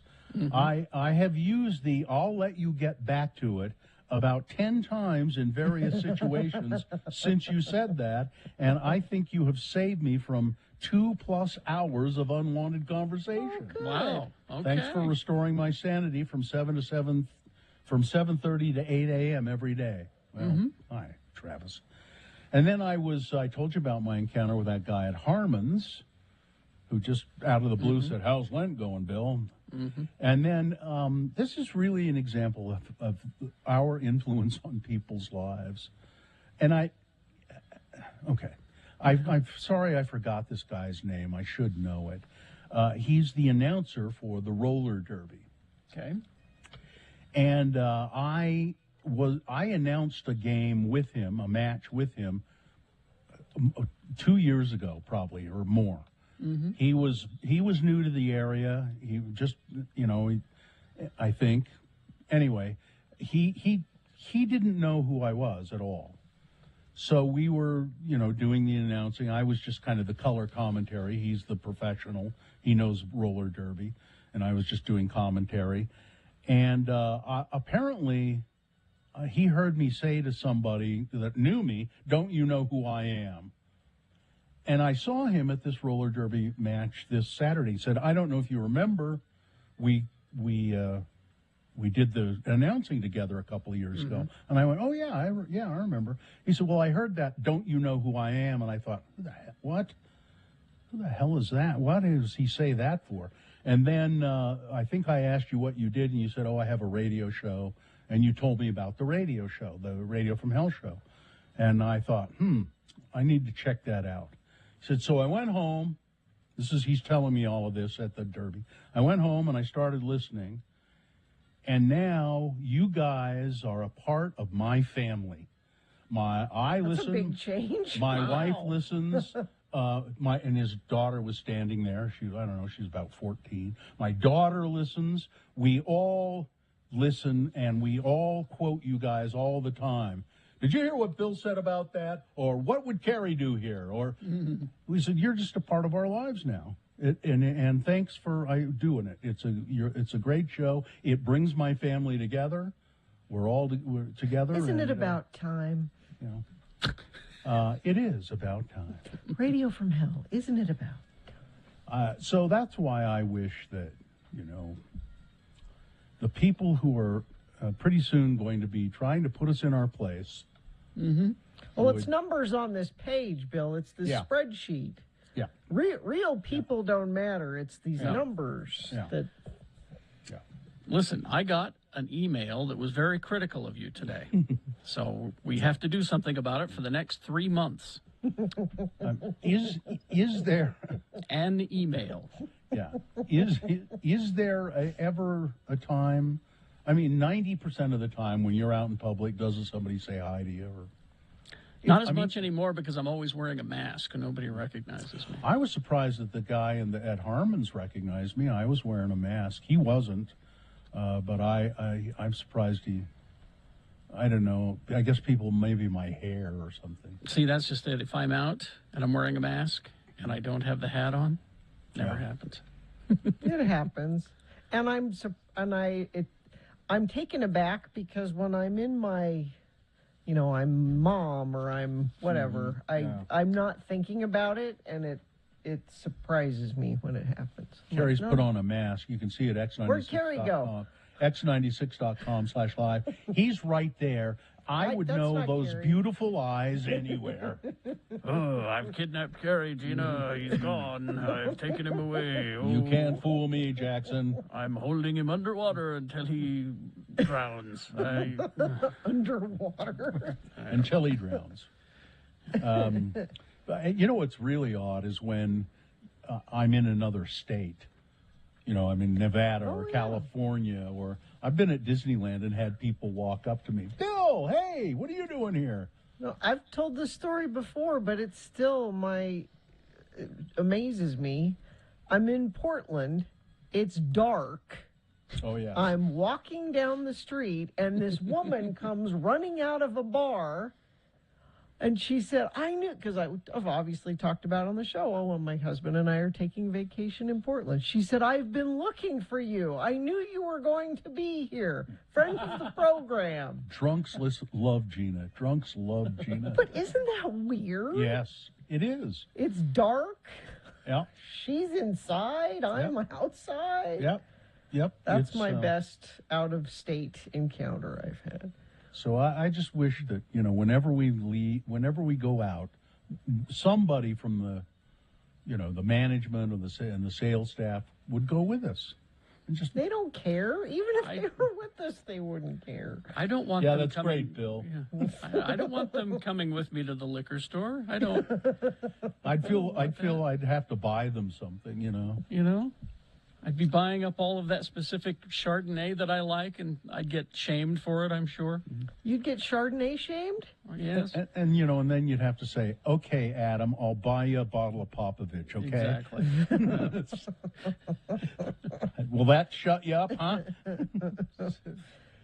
Is there a preferred way to approach you guys in public as a friend of the program?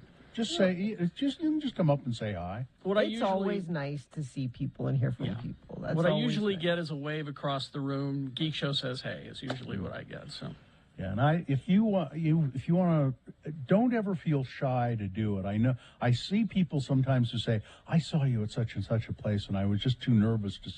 It's I'm just there buying weenies for my family. Just like anybody else. Here's my favorite one. It was a while ago. I was at the comic book store, and at Dr. Volt's, and I'm talking to the people there, and I'm asking them what happened to this issue and blah blah blah, and then as I'm leaving, a guy stops me and says, "Hi, Carrie, right?" And I said, "Yes." He goes, "It's funny. It's so strange.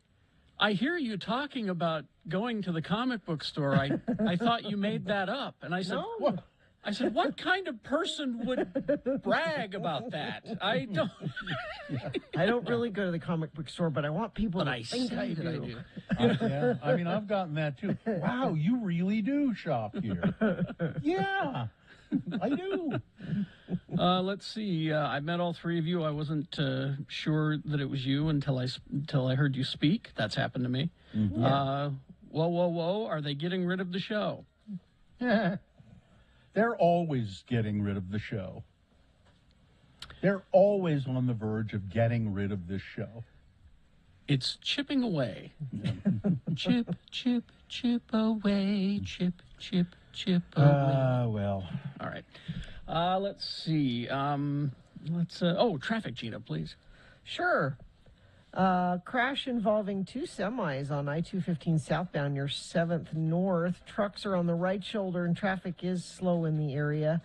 That's going to be causing some issues for a while. Crash northbound I-15 at the I-80 interchange in South Salt Lake. It's affecting center lanes there. And let's see, we have 3rd North, crash southbound I-215, 3rd North in Salt Lake, right shoulder affected there. Crash northbound I-15, 27 South in South Salt Lake. Couple lanes of traffic blocked there. Lots of slowage coming through Murray, it looks like. And let me check our message stream, see what you're seeing out there. You're seeing Bill at Avenues Proper, somebody says. Yes, I've been there many times. Cameron Diaz saw you. Cameron Diaz can see you every day. Huh. Somebody else says Union Pacific trains in Ogden are blocking everything. Be more specific than everything. Is there? What street are you on that they're blocking? Let us know. Yeah. Text it to us 33986. All right, we'll take a break. We will be back. Bill Frost will be here to tell us what's on TV this week. After these, KXRK Provo.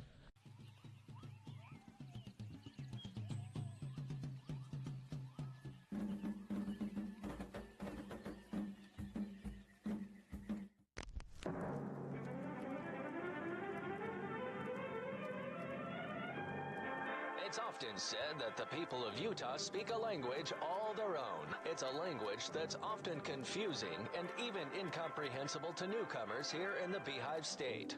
So, Radio from Hell presents a handy guide to help everyone understand how the natives speak. It's the Utah word of the day. And today's word is... Gel.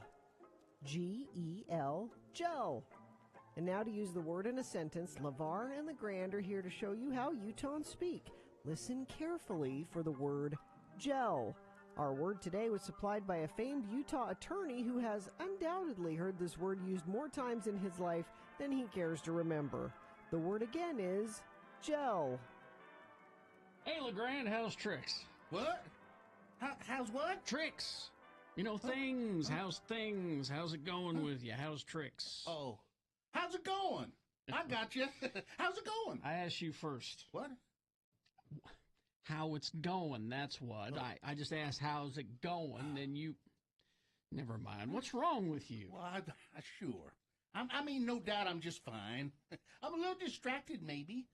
Who wants to know? Never mind. What's got you so distracted, LeGrand? Well, I was speaking on the phone with my uncle down to Moab. My Uncle LeGrand. I'm LeVar. You're LeGrand. That's the... So's my uncle. Huh? Yeah, LeGrand Peterson. He owns a small gravel pit down to Moab. Wait a second. Ain't you LeGrand Peterson? No, I'm LeGrand Peterson.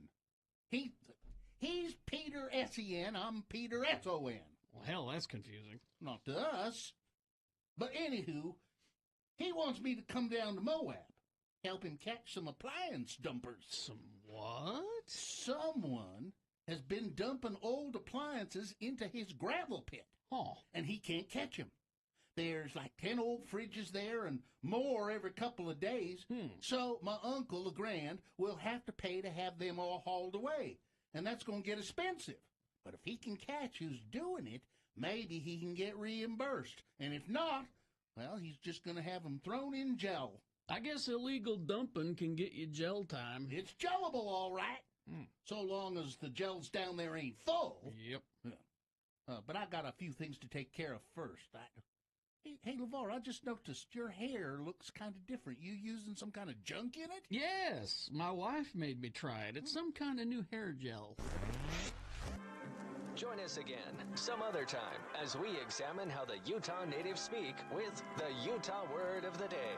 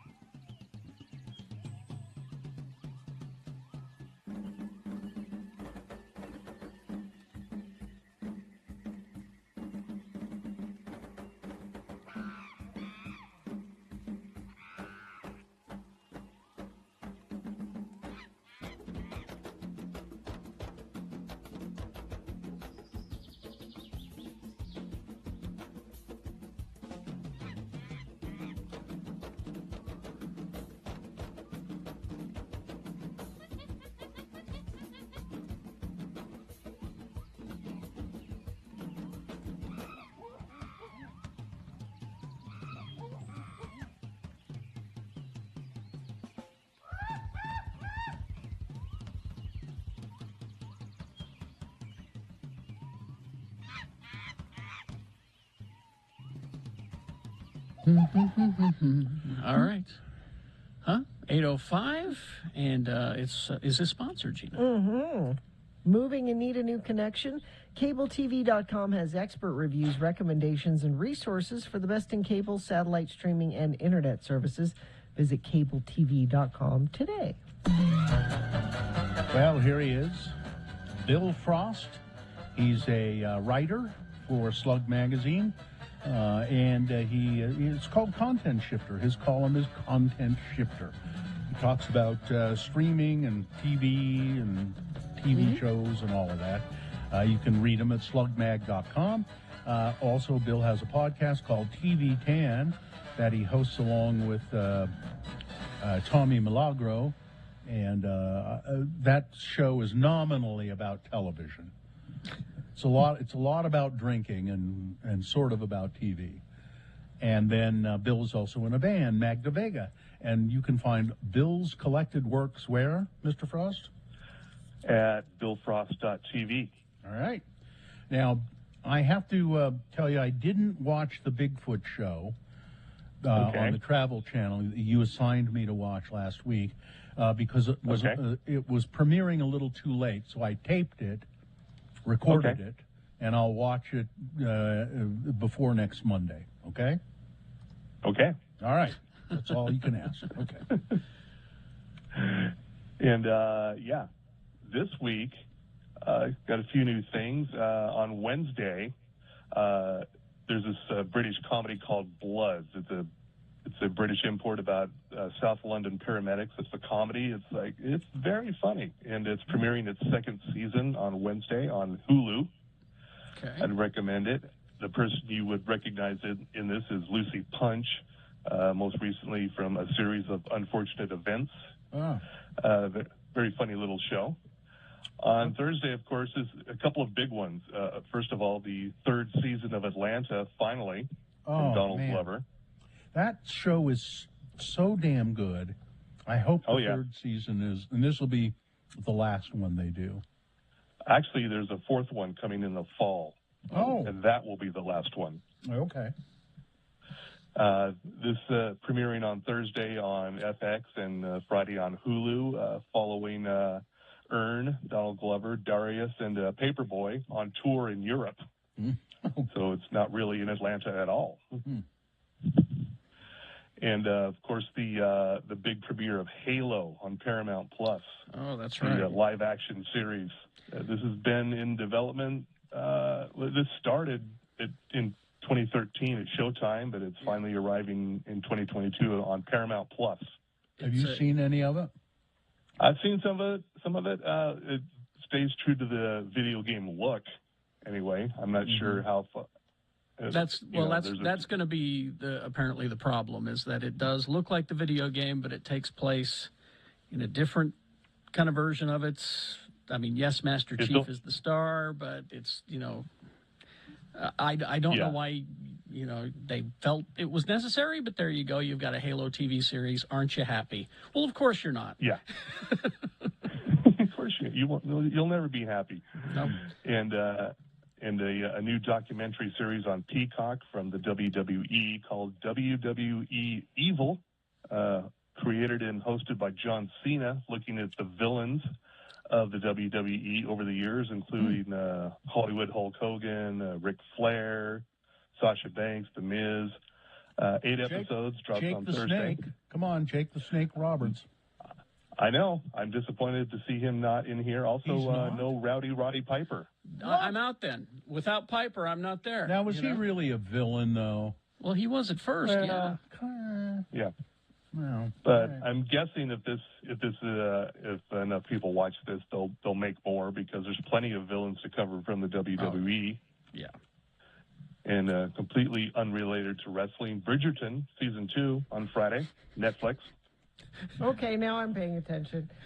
Yeah, there you are. Is it unrelated to wrestling? Yeah. Of course, if you like Bridgerton, you know what you're getting. You know what it's about. It's a costume drama from Shonda Rhimes. And unfortunately, Regé-Jean Page won't be back this season. But, he's the reason to watch. Frost. So I hope there's another reason this season to watch, because he was the reason to watch the last season. Yeah. Mrs. Frost was watching a bit of the HBO Max series, the new costume drama that I've already forgotten the name of. Gilded Age. The Gilded Age, yes. It's like pure costume drama porn. I mean... It's porn, really? Yeah. No. It's costume drama porn. Mm-hmm. If you love Bridgerton, that's another show to check out, for sure. Okay. And also on Friday, this is Carrie's Challenge here. Okay. On Disney Plus. I'm pretty sure you have Disney Plus, right? Yes. This is a documentary about Olivia Rodrigo, pop star, called Driving Home to You. She got her license, and they'd always said, when they got their license. It's. And this is Friday. It's okay. You're right. You don't need to, It's a documentary film. Basically, it's mostly takes place over a road trip from Salt Lake City to Los Angeles. Her triple platinum album that she started writing and recording here in Salt Lake because she was I don't think she still is on High School Musical, the series, and so she spent a lot of time driving between Los Angeles and Salt Lake, and so this is sort of a behind the scenes of making the album, and also some tour footage and other fun stuff. But I will throw in here, Sour is a solid album, actually. I wouldn't write it off as just a pop, dreck. It's actually it's legit, I would say. All right. And of course, on Sunday, we have the 94th Annual Academy Awards with hosts this year. I know. Amy Schumer. Exciting. Amy Schumer, Regina Hall, and Wanda Sykes. All three very talented women. It's, the question is, will you watch? No. Probably. I'll watch. Maybe. Every year, the ratings dwindle for all of these awards shows. All of them, yeah. Every year. That's always the story on Monday. It's like, well, even if fewer people tuned in. So I think at one point they'll move it to, it'll be an email. This award show could have been an email. That's the way you'll get it. I've said for years they shouldn't televise it at all. Just, people like to see celebrities dressed up, and apparently they don't, Gina. Yeah, not enough. First of all, because why would you host the Oscars? Why would you do it? Nobody is ever going to say, no one is ever going to say, you were great hosting the Oscars. It's just not going to happen. Yeah. I think the only one I can ever think of is Billy Crystal, because and that's been 100 years. Yeah. So that shows you how many successful hosts have been of the Academy Awards. Number two, no one's going to say after watching it, what a great Oscars broadcast. Not going to happen. Yeah. Well, except for the song. The best song where they do those weird dances. Yeah. And also In Memoriam, where we can count on someone being left out. Left out, yeah, exactly. It's always something to bitch about. Why televise it? Yeah. Anyway. But if you are interested in this, a lot of the nominees, including Spencer, Nightmare Alley, Summer of Soul, Flea, are all on Hulu, and also Cruella, Encanto, Luca, and Raya and the Last Dragon you can see on Disney+. So if you are going to watch it and you're thinking, well, I haven't seen any of these movies, I'll check those out. Or if you feel Dune was robbed, just go watch that on HBO Max. Exactly. Is that it? Dune got some nominations, didn't it? Quite a few, technical and things like that, yes. yeah. Just a quick recommendation here, TV show. Yep. And the show is in the title, all right? Okay. Is it cake? That's the show? That's the show. All right. It's a cooking competition show hosted by Mikey Day from SNL, who gets these bakers to come in, and then they pick items like purses or shoes, and then they try to make a realistic looking shoe out of cake, and then there's 5 shoes up on the dais at the end, and the celebrity judges come in and go, which one is real or which one is cake? Yeah, there's a name for that kind of cake, too. I can't remember, but it's a drinking game show. I encourage you to, anytime somebody on the show, and it's usually the host, is it cake? Take a drink, all right? Yeah, I think that's on HBO Max, right? I can't remember. Netflix, HBO, I think it is. One of the two. I don't know. Is that everything, Mr. Frost? Yes. All right. I'll report on Bigfoot next week. Okay. Thanks, Bill. Bye, Bill. Thanks. Thank you. Traffic chief, please. Well, apparently those damn trains up to Ogden are causing trouble. Friends of the program say 12th West, 17th South Ogden, over an hour and a half of blocked trains. But them damn trains built that city, Gina. Yeah, but they should move along. Why did they got loads to unload somewhere, and it's not at the intersection? So get to where you unload the stuff, right? I don't know. Crash southbound I-215 west at 3rd North in Salt Lake. That's off to the right shoulder. Crash northbound I-15 27 south. A couple of different lanes of traffic blocked, and it's still causing lots of slowage through Murray coming north into South Salt Lake. So be aware of that. And if you're aware of something else and you think friends of the program need to know about it, you can text us 33986. Locally owned Young Automotive Group has over 8 different brands across 6 automotive and power sport dealerships. Check out the variety at youngautomotivegroup.com. Think Young, think Ogden. Okay, boners round 2 coming up. Here are the candidates. Number 1, we can't keep this damn dog. He's gay. Boner candidate number 2, he had a what in his where? And boner candidate number 3, do they not understand that this is only a TV show? Boners round 2 coming up right after these. Get ready to vote. X96.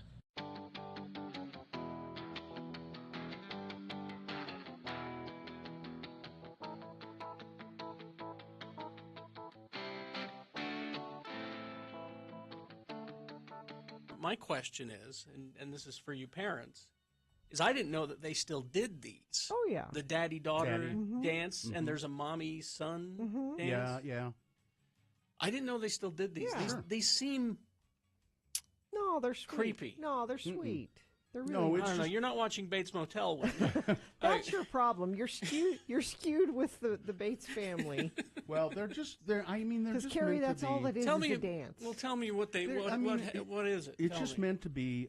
It's meant to be an evening where father and daughter, who may not necessarily interact all the time, because the dad's at work and it's the mom who takes care of things and. So it's just so they just go to the dance and there's punch and cookies. It's cute. Yeah. You get dressed up, and it's a nice. Why do you think it's evening out. creepy? You don't think it sends a weird message? No. No. Because you do the exact same activity with a boy. You know, the boy you're dating. It's the exact same activity, the prom, right? Well, except it's or the except harvest there's dance. Except or there's a whatever. different intent. And this is no different than No, there's a different intent. If you're taking a girl to the prom, you'll want to after the prom get with her in the back seat of the car, and in the daddy-daughter dance, that never would even occur to you. Well, I mean, really? No, Carrie. Okay, do you think this is cute? All right. When dads that have little girls and the little girl wants to have a little tea party, and she invites daddy to the tea party, and they say That's. I'm not getting Well, laid kids- at the end of a tea party. Kids shouldn't be. Well, it doesn't have to go there. It's Well, just then, nice. but that's what the dance is all That's about. what's in Carrie's mind. See, anytime I went to a high school dance, my goal at the end was to at least make out. Yeah. You know? Okay, Carrie, I went to lots of dances where that never happened. Gina, that's that's you. a bad example. Gina, that's you. You're a bad I example. just went to dances where it was just about the dance, and no, we went out to dinner, and that was the end of it. Gina, the guy you were with, that was not what it was all Not about. all guys think Yes. that way. Any Yes, dance they do. ever. That's Ye- the yes. purpose of Yes. going to a dance. Yes. No. Okay, you see my point about the daddy-daughter. No, because it's a daddy. It's not. It's the kid's dad, not okay, a well, date. The real reason we should stop doing the daddy-daughter and the mommy-son Yeah.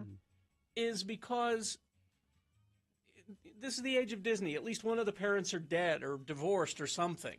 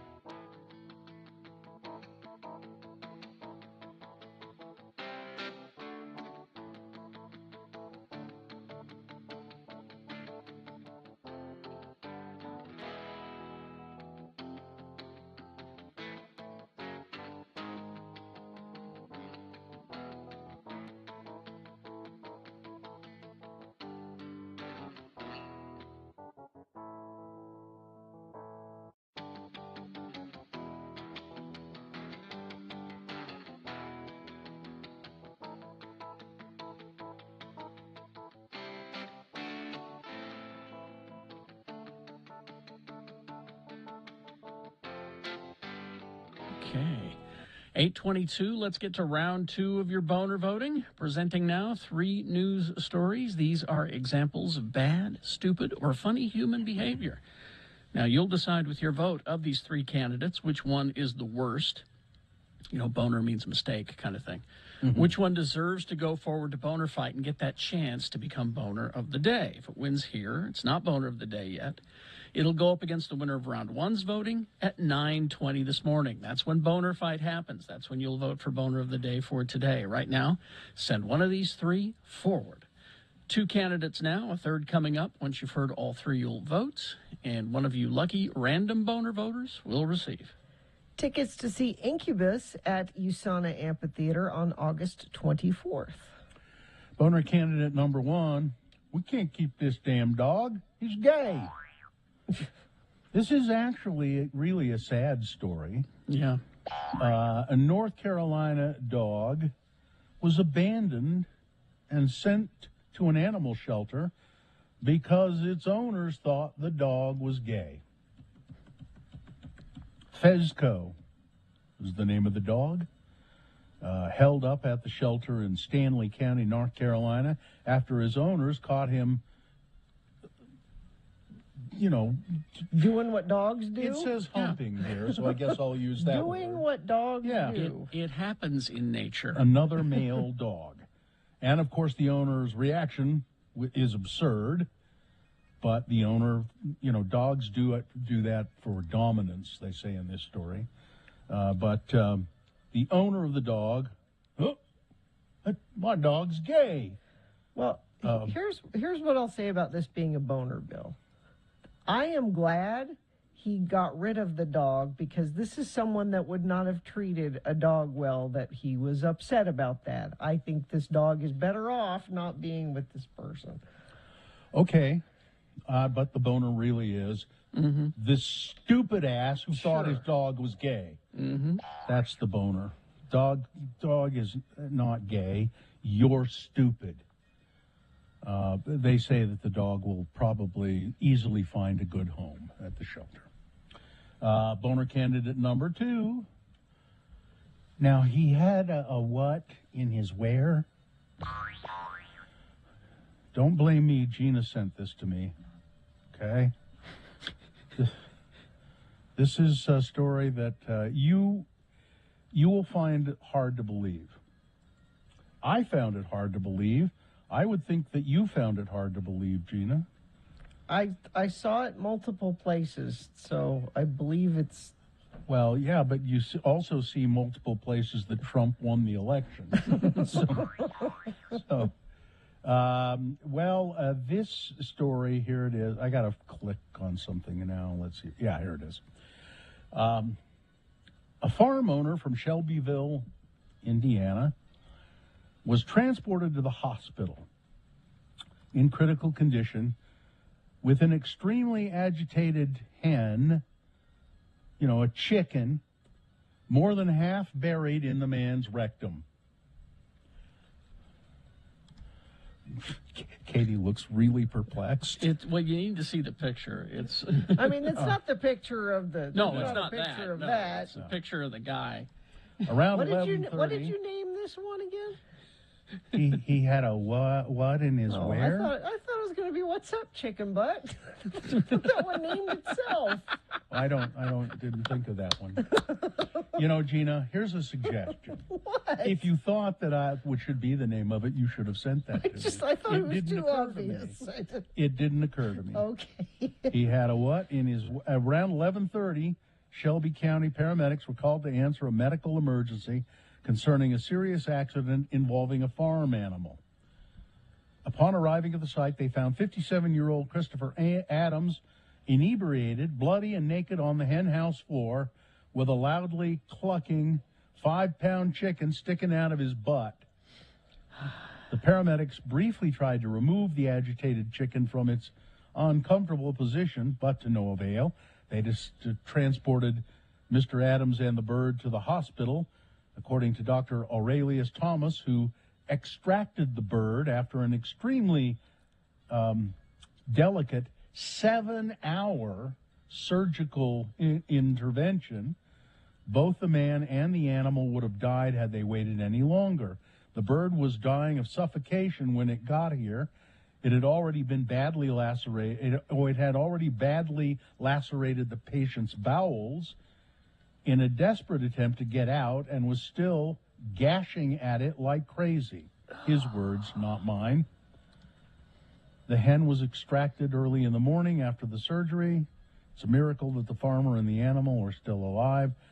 The doctor said, I don't really know how the bird got there. Both getting it out was so complicated and damaging. I can't imagine getting it in there could have been any fun either. As of the writing of this story, Mr. Adams had not regained consciousness to explain his version of the story. Boner candidate number 2. He had a what in his where? Or, what's up, chicken butt? Coming up in a moment, boner candidate number 3. Do they not understand this is only a TV show? Boner candidate number 3 coming up here in just a bit. So get West ready Side to vote. Story is nominated for Best Picture for the Oscars. And I won't see it. You won't see. I'm just not I might interested. see it sometime. Mm. I might see it sometime. West Side Story has got just incredibly beautiful music in it. You know what I think you would see, Carrie? What's that? A movie about a baby whale on a magical journey, discovering the incredible world of ocean currents, meeting curious creatures along the way, seeing how the ocean nurtures all life on Earth. It's now playing at Clark Planetarium at the Gateway. Sure. So Rachel Ziegler is a breakout star, a newcomer of the Best Picture nominee, West Side Story. And you know the Academy Awards are kind of scaling down and trying to make the show tighter and faster, and they cut a bunch of awards, at least from the televised portion of it, and apparently they're cutting down on the size of the audience as well. She's the star of the West Side Story movie, and she has not been invited to the Academy Awards. How was that Now possible? she's not nominated. Oh. But she's not nominated for anything. If it's Best Picture and she's the star of it, that seems like a... She plays Maria, the lead in West Side Story. She thanks fans on Sunday for expressing shock and outrage after she revealed via Instagram that she'd be watching the Oscar telecast from home despite her best efforts to score an invitation to the ceremony. In response to an Instagram follower who couldn't wait to see what she'd be wearing the night of the Oscars, Ziegler commented, "I'm not invited, so it's sweatpants and my boyfriend's flannel." As noted by Variety, film studios are typically allotted an undefined number of tickets to the Oscars, which they can and often do give out to cast members of their nominated movies. Mm-hmm. West Side Story, 20th Century Studios, owned by Disney. Representatives for the film and Disney didn't respond to the Times request for comment. Nobody is explaining why this might have happened. My guess is they'll give her a ticket so she can go. Probably. But she should have gotten one. But that's too late. You got to get the dress and the fitting, and you got to make the hair appointment. I think she should not go in enough her. time. I think she should go in her sweats and her boyfriend. Look, she could run down to H&M and find a nice dress. Ross, dress for less. Yeah, she'll be fine. The Dress Barn? I did watch Coda this weekend. Oh, what Is did it you good? think about that? It was pretty good. Yeah. Yeah, that's nominated for Best Picture. Yeah. Squid Game creator Hwang Dong-hyuk has teased that he's brainstorming and collecting ideas for the second season of Squid Game, including the process that breakout star Jung Ho-yeon could return for a new role. I would assume he was the main character in Squid Game. If it's him, well, they were all really quite good. Well, he of course will have to come back because that's how we left the show. was the Squid Game people approaching him again, saying, and him volunteering again. He went to that old man. Yeah, he said, and he wants to play again. It's the girl that's coming back, possibly. Huh. Well, this is okay. Oh, that's the girl. Oh, I see.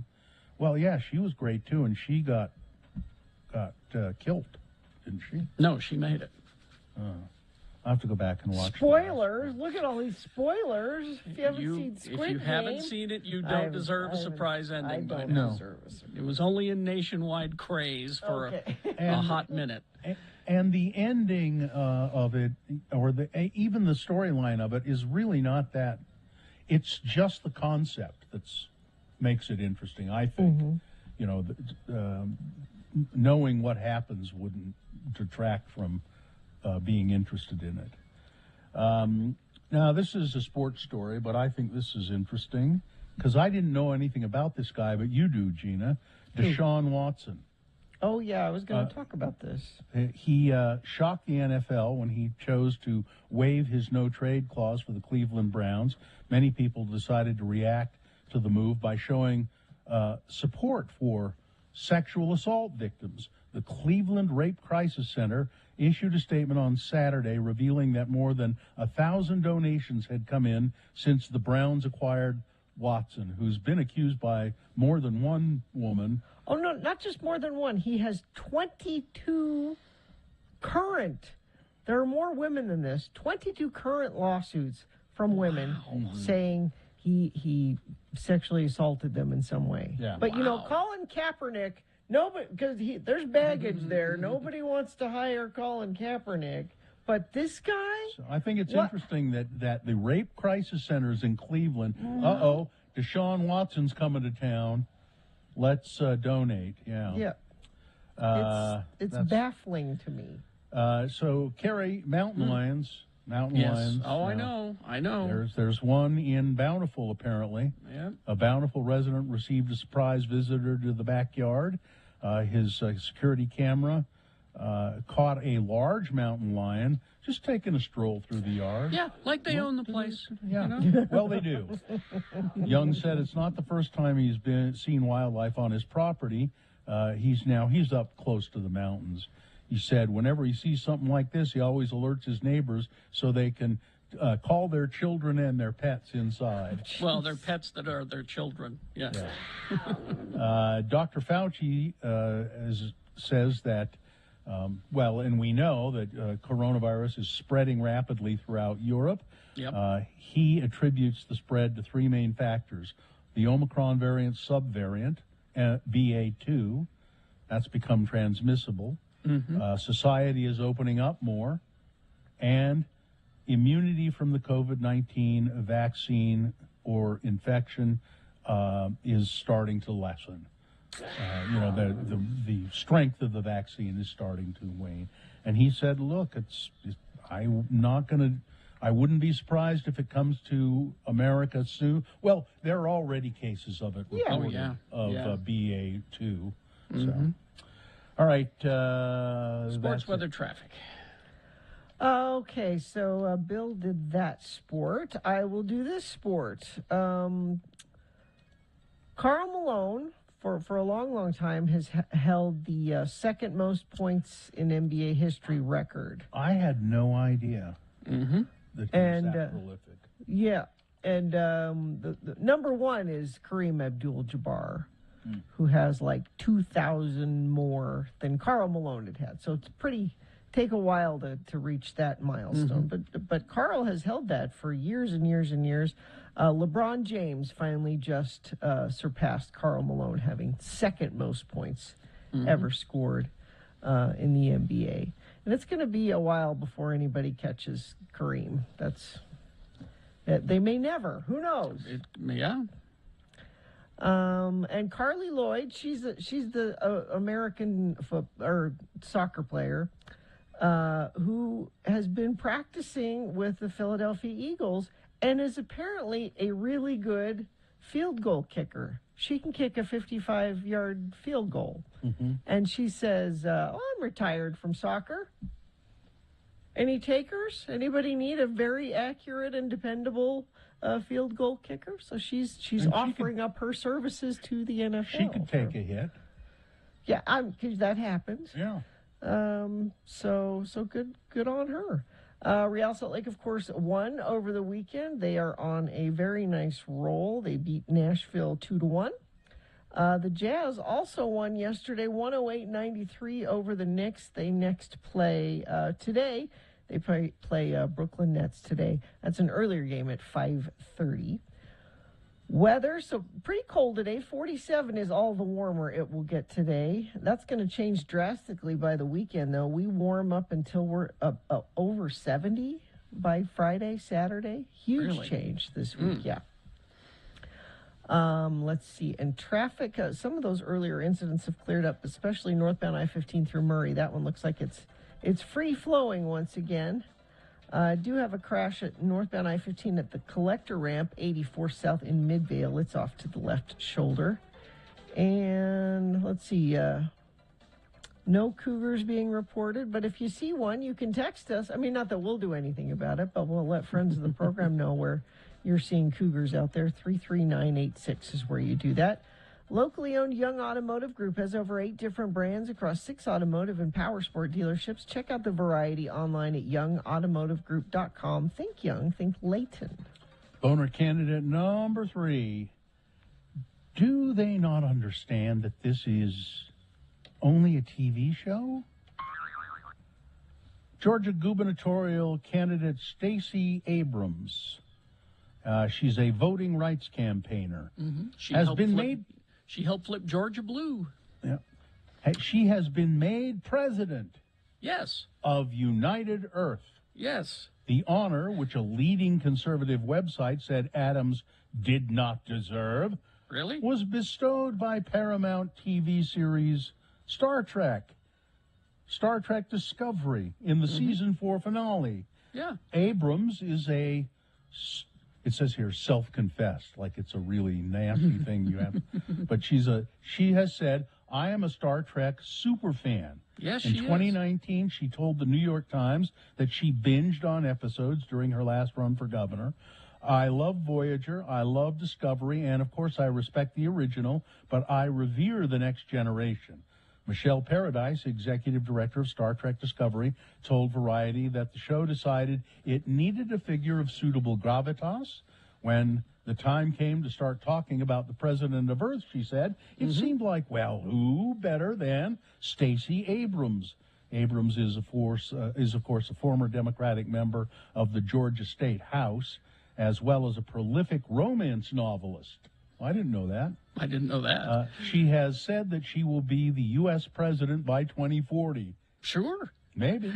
But she's going to play. But the conservatives are just going nuts over this.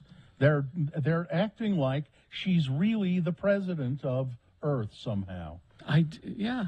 I mean, Todd Weiler lost his mind this weekend. Yeah, I've got some of his tweets right here about it.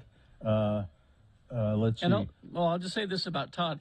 If he has a Paramount Plus account, I'll be damn surprised. And if he's seen any of season 4, I'll be even more surprised. This is some of the things that Todd Weiler tweeted about Stacey Abrams doing that.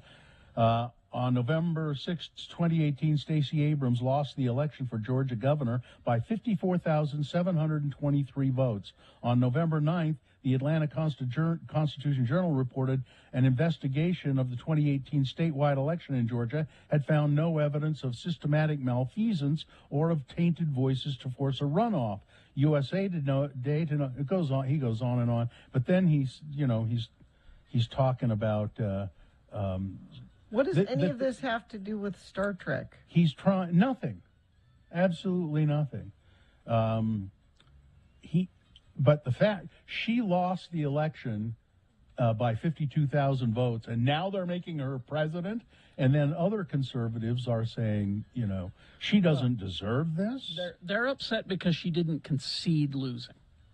That's their big argument, is she didn't concede losing. And to which I say, it's Star Trek, all right? Yeah. And this is not the first time that Star Trek has done stunt casting. I could give you a list I mean, Mick Fleetwood, for God's sake. Mick Fleetwood? Well, he's an alien. Well, he was an alien. But they do this all the time. Yep. They do it all the time. And again, if any of these conservatives even watched season 4 or even parts of season 4, I would be damn surprised. This is just another fake outrage, something to, separate us again, I'm convinced, Carrie, that most of these conservatives think that she really has been made president of a united Earth. Exactly. That there is such a position, and she just doesn't deserve it. Boner candidate number 3. All right, there you go. Let's review the first 2 and vote. Boner candidate number 1, we can't keep this damn dog. He's gay. People who turned in their dog, surrendered their dog to a North Carolina animal shelter because they thought the dog was gay. Mm-hmm. Boner candidate number 2, now he had a what in his where? An Indiana egg farmer transported to the hospital with a live chicken, a fully grown 5-pound chicken stuck in his rectum. And boner candidate number 3, do they not understand this is only a TV show? Okay.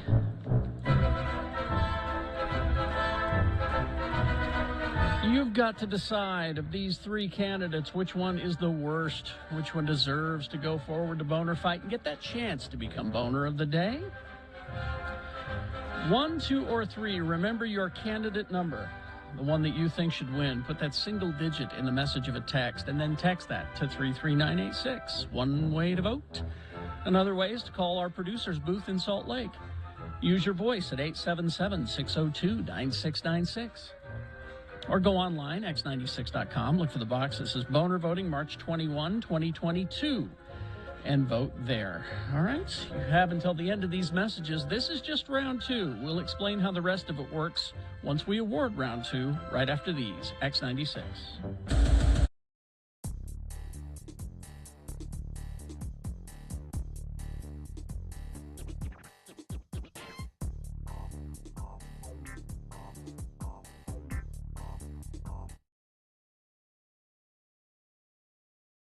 Today's word is barium. Spell it with me now, B-A-R-I-U-M, barium. Now we'll use it in some dialogue starring as those 2 faithful Utah men, LeVar and LeGrand. Join us as a conversation takes place in LeVar's trailer as our 2 friends eat lunch together. The word again is barium.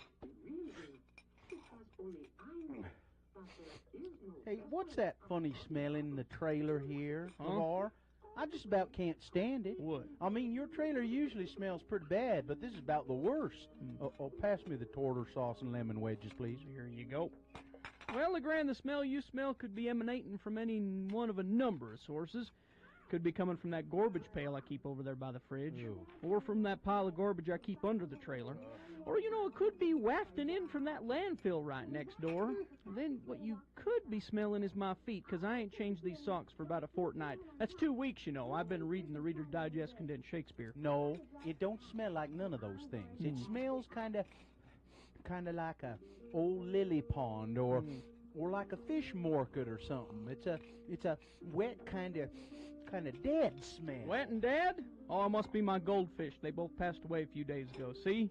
They're just floating in the jar over there. Oh, no. When did the poor little things die? Well, it's been a while. When I saw them floating in the jar there, I thought they was sleeping. I kept giving them food, and they wasn't eating it, so I figured out that they was dead. Poor little Jaws and poor little Flipper. Ain't never gonna swim again. Oh, no. Ain't never gonna respond to my call. Ain't never gonna snuggle up to my finger when I reach in to pet him. Ain't never gonna bring me my slippers again. Guess I'll just flush them down the crapper. No! No, you can't do that! Well, them fish brought you your slippers? Well, they hadn't mastered it yet, but I was training them. And why can't I drop them in the bowl and pull the lever? Because it would destroy their immortal souls. Going down the sewer is like being cast into outer darkness. They need to receive a proper funeral so they can be reunited forever in heaven. They was married, wasn't they? Well, I guess. So now what you're saying is I need to dig a hole and bury them? Yep. Have a ceremony and bury them. Well, I tell you, LeGrand, I love these little fishy friends of mine. But I think you're out of your nut. Besides, it's too much trouble to dig a hole and bury him. This watery grave is like being buried at sea. Goodbye, little fishies. You're a cold man, LeVar. Hey, you gonna eat the rest of your fish sticks?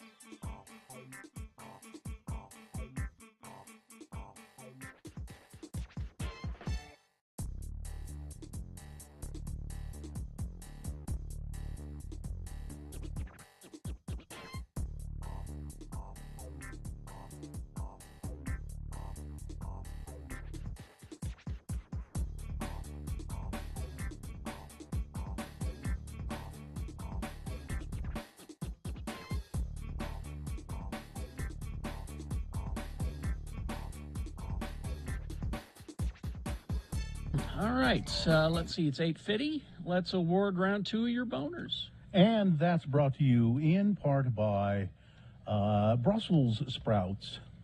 And Feldman's Deli wants to thank their customers for their generous support during these challenging times. They're open, offering dine-in, patio, and takeout service Tuesday through Saturday, 8 a.m. to 8 p.m. Come in for a nosh at Utah's only authentic Jewish deli. More information at feldmansdeli.com. Boner candidate number 1 was, "We can't keep this damn dog, he's gay." It's some pet owner in North Carolina who saw their male dog humping on another male dog. "Oh my God, that dog's gay. Well, we can't keep him." They took it to the animal shelter. Boner candidate number 2, he had a what? Stuck in his what? It's a egg farmer who was discovered with a live chicken about halfway up into his rectum. And boner candidate number 3, do they not understand this is only a TV show? Star Trek making Stacey Abrams president of the United Earth, and conservatives getting angry about that.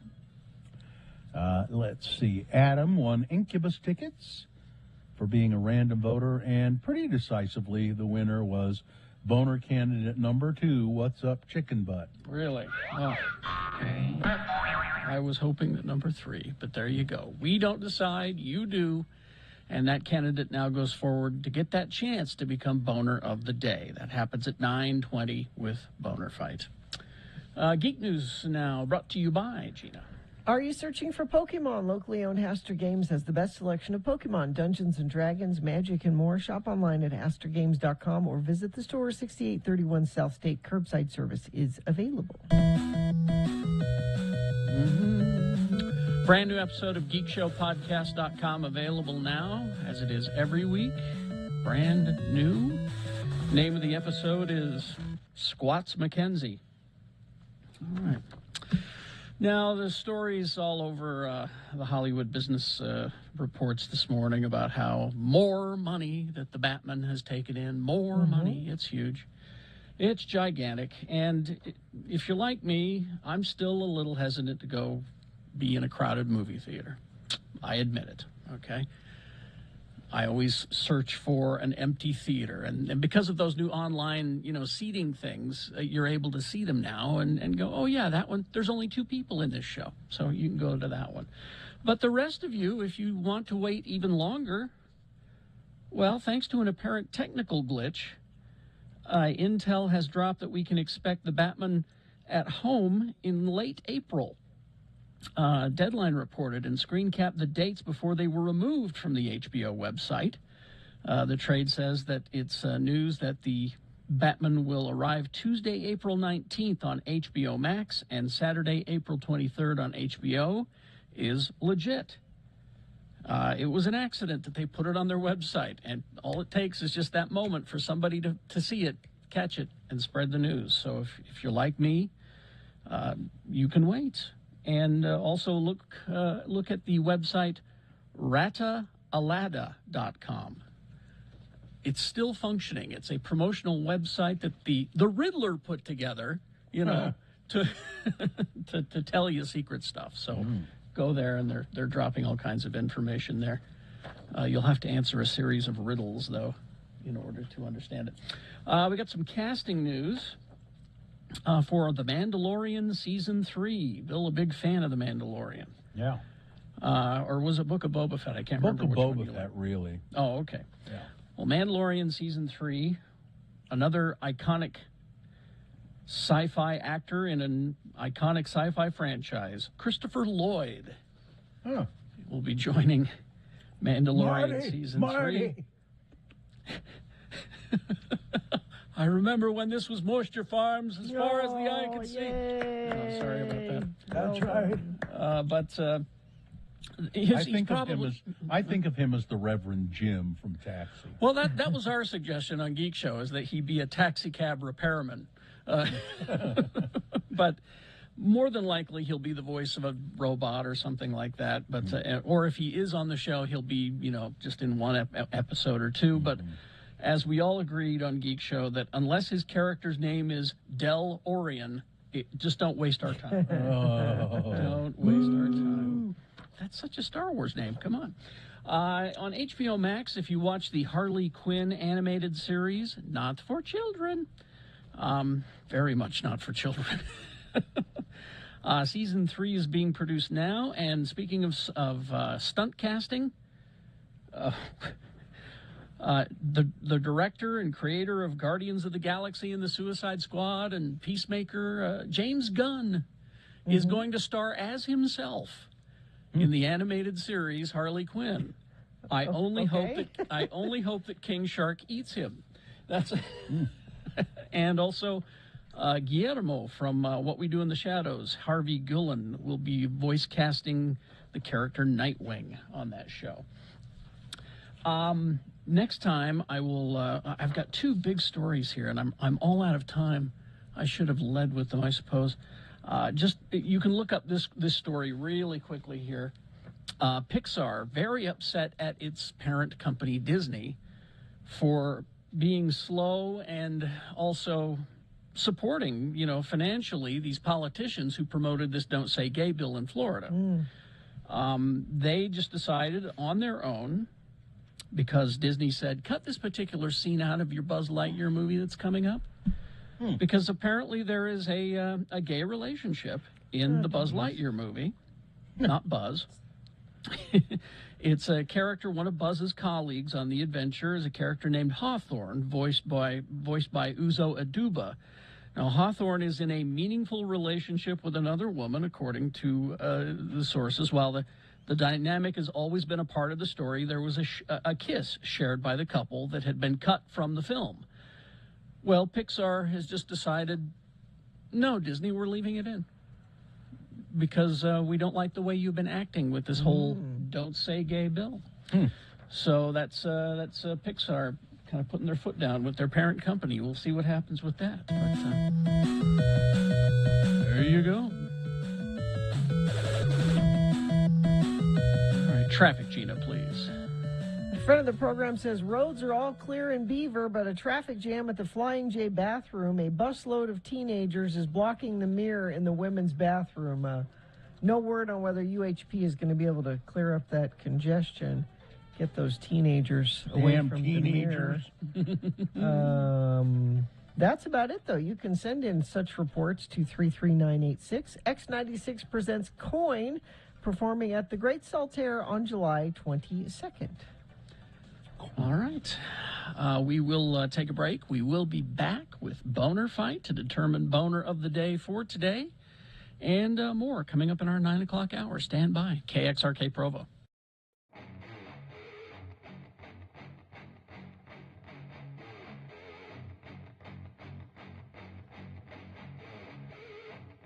Sentence number 1 in Spanish, please. ¿Qué dijo el pavo de Acción de Gracias después de la cena? Estoy lleno. Wow. ¿Qué dijo el pavo de Acción de Gracias después de la cena? Estoy lleno. Estoy lleno. Ajá. Estoy lleno. Estoy lleno.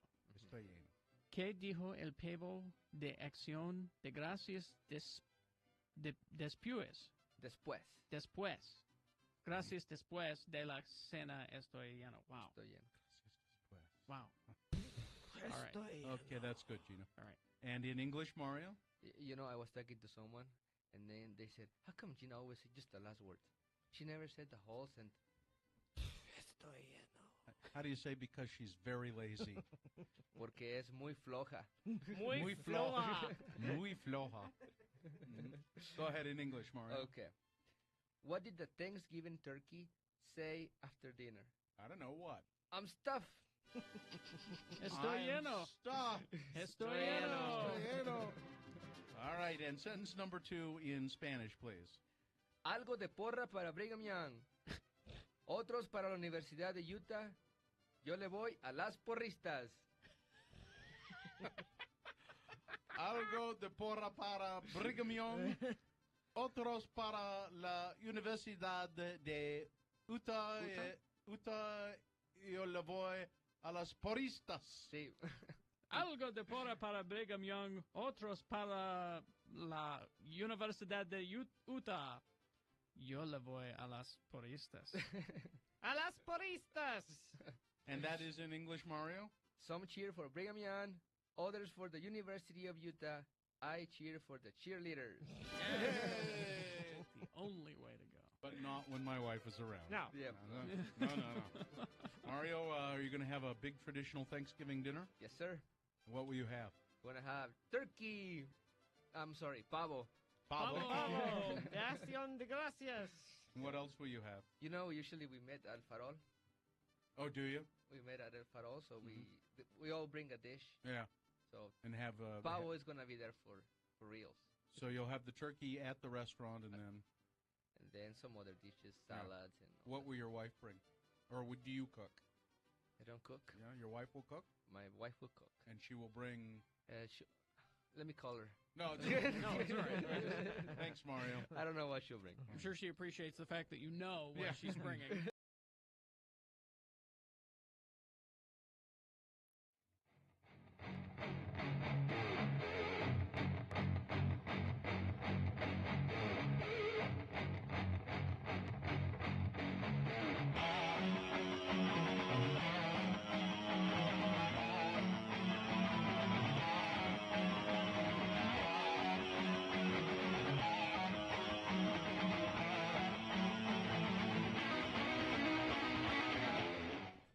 I ate 100-day-old steak. Good for you. 100-day-old meat? Good for you. we Didn't went- even give you any pause at all. Well, no, because there was lots of wine before it happened. So we went to, and I never know how to say it. It's either Veneto or Veneto. How do you spell it? Veneto. Veneto. But I think it, you're but I think you're it might be Italian. You Veneto. should. No, it's I don't- Veneto. Veneto. And Joe said it's the best meal he's ever eaten in Salt Lake, and he's eaten a lot of good meals. Without- It's mostly lost on me because cheese, and I'm dumb. But the owner Marco came out and he said, "I want to give you this 100-day aged T-bone. You know, has the New York strip on one side and the fillet on the other, and it's so big the whole table can share it." Wow. And he brought it out to the table, like before he cooked it, just to show us. Raw meat right here. Yeah.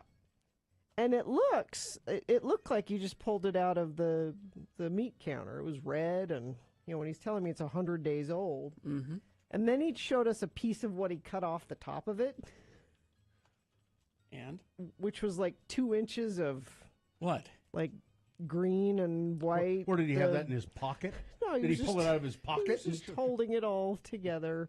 Whatever the rind it creates on it after you leave it out. Okay. I wanted you. I'm telling you this so you guys You're would be looking proud for of me. a pat on the back? Yes. And he's like, "Now I'm going to go back and cook it." Come But here, I come just show. There you go. All right. So she. I totally ate it. She's looking for a pat on the back for eating a $50 steak. It was more than that. It was. She's looking for a pat on the back. But four people for shared eating- it. 4 people shared for it. eating a $100 steak. And it was. I've never tasted anything like it. It was that good. And it's not. It's not even like it was steak. It was like it was a whole other. A whole other level of thing. You're looking for a pat on the back for leading a privileged lifestyle. Well, way to go! We were 4 people that shared this one steak. It was. We all just had little bits of it, but. You way to go, 1%er.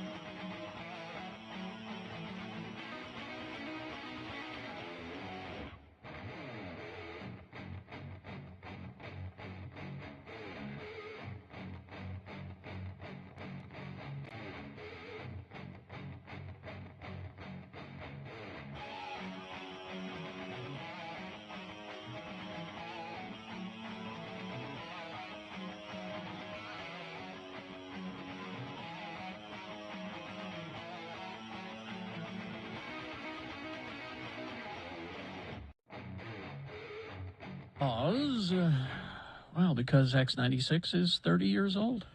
I like that song a lot. It's from 86, Bizarre Love Triangle from, let's see, which album was it? It was Brotherhood. My drill team at St. Joe, we did a dance to that song. Did you now? Oh, gee, I wish I could have seen I that. guess every drill team did it. Did they? Did you? I mean, New Order was pretty popular for such Do you have activities. evidence that other drill teams did this? I don't. I suppose I shouldn't say that without knowing for certain. You know, because it does matter. It matters a great deal. Accuracy is important. Well, that's true. Yeah. Anyway, it's a terrific song, and New Order was terrific, and are they still doing stuff? Yeah, I would think they are. Yeah. Why do we not, hear from them? Let's see, New Order. Yeah. I believe they were in town not that long ago, actually. I kind of feel like Todd went to the show. I really like. Let's ask him tomorrow. Mm-hmm. I really like the band that they came from, Joy Division. Sure. They were groundbreaking. Just Matthew in the chat room says, I've seen New Order like 12 times. Wow. Wow. So anyway, we're 30 years old. Yay! I mean, we're older than 30. The station is 30 years old. Yeah. And even then, that song from 86, that's KJQ. That's again. KJQ time, Yeah. really. Yeah, it's more than 30. Yeah. Mm-hmm. I figured out the other day I've actually been doing radio. I've been on the radio for 42 years. I can't. What other jobs have you had? If you've done that for 42 years, what other jobs have you had? I have worked at I've worked at two places, KJQ and X96. No, but like other other sorts of before I jobs. was on the radio. Acting, I sort of had that as a sort of a job. I did a bunch of it that I got paid for. And then I was a professional student and layabout. And I smoked a lot. Was there a lot of money in that? Smoking a lot? There really wasn't, no. No? No. Have you saved money not smoking anymore? Because Well, it's expensive to smoke, right? I'll tell you a story that will relate to that. Okay. I've given up booze for Lent. Bourbon, particularly, is something that I really like. And on a whim, I was at the Mount Olympus Clock Shop a couple of weeks ago. Oh, really? And I need to bring my watches in to get batteries. Yeah. I was getting a battery done in a watch and a couple of other things. And I was looking at all these watches they had in the case there, and I bought a watch for $100. Just kind of an impulse buy. I think it was $110, and I thought that's an awful lot for an impulse buy. But I bought it, and then when I went home, and so I said to my wife, "See, I bought a watch." She said, "Oh, that's very nice. Looks nice." I said, "It's 4 bottles of Old Forester bourbon. It's my booze money. It's I 4 spent bottles. I have booze money on my watch." And she said, "Well, you were buying about a bottle and a half a week, weren't you?" And I said, "Yeah." She said, "Yep, all good. It's all good." See, and that watch will be around, Bill. Once you drink the bourbon, it's just gone, but that watch will still be here. Yeah, I like watches a lot, but they don't give me as much or the same kind of pleasure as a good drink does. You know, my husband in the pandemic has stopped wearing watches. Wow. Yeah, I have too. Because you're washing your hands all the time. Yeah. His watch has been in my jewelry box and hasn't moved for I'm somehow able to wash my hands and still wear a watch. I don't You're take not it washing off. your wrists, aren't you? Well, you're up not to where going the all watch is. You're not going all the way up here, are you? No, I'm not. You're not doing the surgical scrub in. That's all the way to the elbows. No, you're right. I'm not. As a matter of fact, I'm absolutely not doing that. Well, you're not a doctor, Bill, not like Joe. That's right. Doctor. Not like Gina's husband, Dr. Jones. Yeah, I wash my hands and that little bit of wrist right there. No, and it's because I don't leave the house anymore, hardly. And, I used to wear one to work all the time. Mm-hmm. And now speaking of watches, so I'm watching that HBO Max show DMZ, which is based on a comic book and stars my girlfriend Rosario Dawson. So I'm watching it, and I made the mistake of noticing in the first episode that she's wearing a black wristwatch with a Batman logo on it. Mm-hmm. Huh. And I'm like, wait, I had that watch. I hit the pause and I go, I had that watch. What happened to I had that at one time. What? But then the entire series, anytime Rosario would, gesture and the watch got in the shot, I was distracted. That's all you could see was the watch. I was like, Batman watch. Oh. And you don't know where it is? You lost your Batman watch? I'd like to think that I sold it at a show of some kind and that she got it somehow. No, she sneaked into your house, Carrie. Or there's and that. Stole it. While you were asleep, she sneaked in and stole it. I am fine with that as well. I honestly don't know what happened to that watch. Real quickly, geek stuff, and I meant to mention it during Geek News. I guess it was the book of Boba Fett. There's a lot of robots talking there. A lot of talking robots, yeah. Yeah, and my wife pointed out, and there was this robot who was like in charge of the mayor's house or those. Anyway, and my wife pointed out, hey, that's that guy from Toast of London. Yep. It's the robot is Toast? his. Yeah, it's his voice, and I went, oh my God, it is. Well, Bill, if you must know, that same robot, I believe his name is EV-99 or EVD-99, who was the robot that was torturing the poor power droid, the Gonk droid, in Return of the Jedi. He is one of the people in charge of Jabba's palace, and that's why he was there. He didn't speak in the Return of the Jedi, but if he spoke, we think he would sound. Thanks for coming, old chap. With a name like Toast, I thought you'd pop up. Glad you decided to become involved. Jane said you don't usually do any charity work. Not true at all. You're thinking of Dickie Davis. Weather's been very warm, hasn't it? Especially at nights. These days I love to sleep in the nude. Not a bad thing, except of course on those really long flights. Sorry, that's a bad clip. That's not just him. Sorry. But I like the one he used to play the Toast of London clips. I'll play one for you coming up. Okay. All right, we will take a break. We will be back with Boner Fight after these X96. Oh, yes. Oh, I'm sorry. I'm off my game this morning. Stockton 12 Honda. Yes, Stockton 12 Honda, delivering satisfying customer experiences every time. I mean, really, every time you go there. I have never had a bad experience, and they have great popcorn there, too. Stockton 12 Honda, committed to Honda's principles of high quality and low prices. And they have a lot of cars in stock, both new Hondas and pre-owned vehicles. Stockton 12 Honda, you can depend on them. You can depend on their service department to do a good job and do it quickly and not waste your time. Sometimes if you buy a car, people complain about the process that it takes so long. Not at Stockton 12 Honda. They know how to do it so that everything is streamlined and you get done in a hurry. So I've bought a couple of cars from Stockton 12 Honda. I recommend them highly.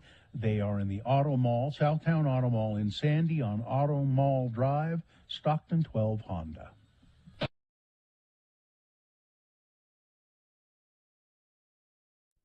Mass. Spell it with me now. M-A-S-S. And now we'll use it in some dialogue, starring as our two Utah friends, LeVar and LeGrand. Let's listen to the boys as they cut through Temple Square on their way to JB's for the breakfast buffet. Again, the word is Mass. Oh, what a beautiful morning. Oh, what a beautiful day. It's a beautiful morning for a breakfast buffet at JB's, ain't it, LeVar? Any morning is a beautiful morning when breakfast is all you can eat for one low price and when your best bud is buying. Oh, what a beautiful... Okay, what? I thought it was your turn to buy. No. I bought the last breakfast we had together down to the Circle K, remember? The chocolate milk and the Hostess pies. Oh, right. I guess it is my turn to buy. Whew, Temple Square sure ain't as busy today as it gets during the general conference, is it? Well, you said it. But during conference, you sure can see that this church is the fastest growing religion in the world, huh? Of course, the Catholics are the biggest religion. Catholics, Mass? There's more of them Islamics and Hare Krishnas than there are Catholics. I meant Christian religions. You know what a Christian is, don't you, LeVar? Well, of course I know, LeGrand. I myself am a White Angler Sexton Protestant. You know, a WASP. A WASP, Mass. You're a Mormon like me. Well, sure I am, but I'm also a WASP. Look. I like fishing for whitefish, hence I'm a white angler.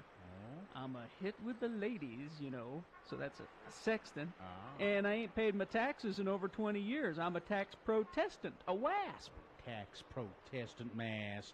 You, my friend, are just too cheap to pay your tax. Ow! Hey, what happened there, LeGrand? You okay? I tripped on that crack in the sidewalk. I almost fell on my ass.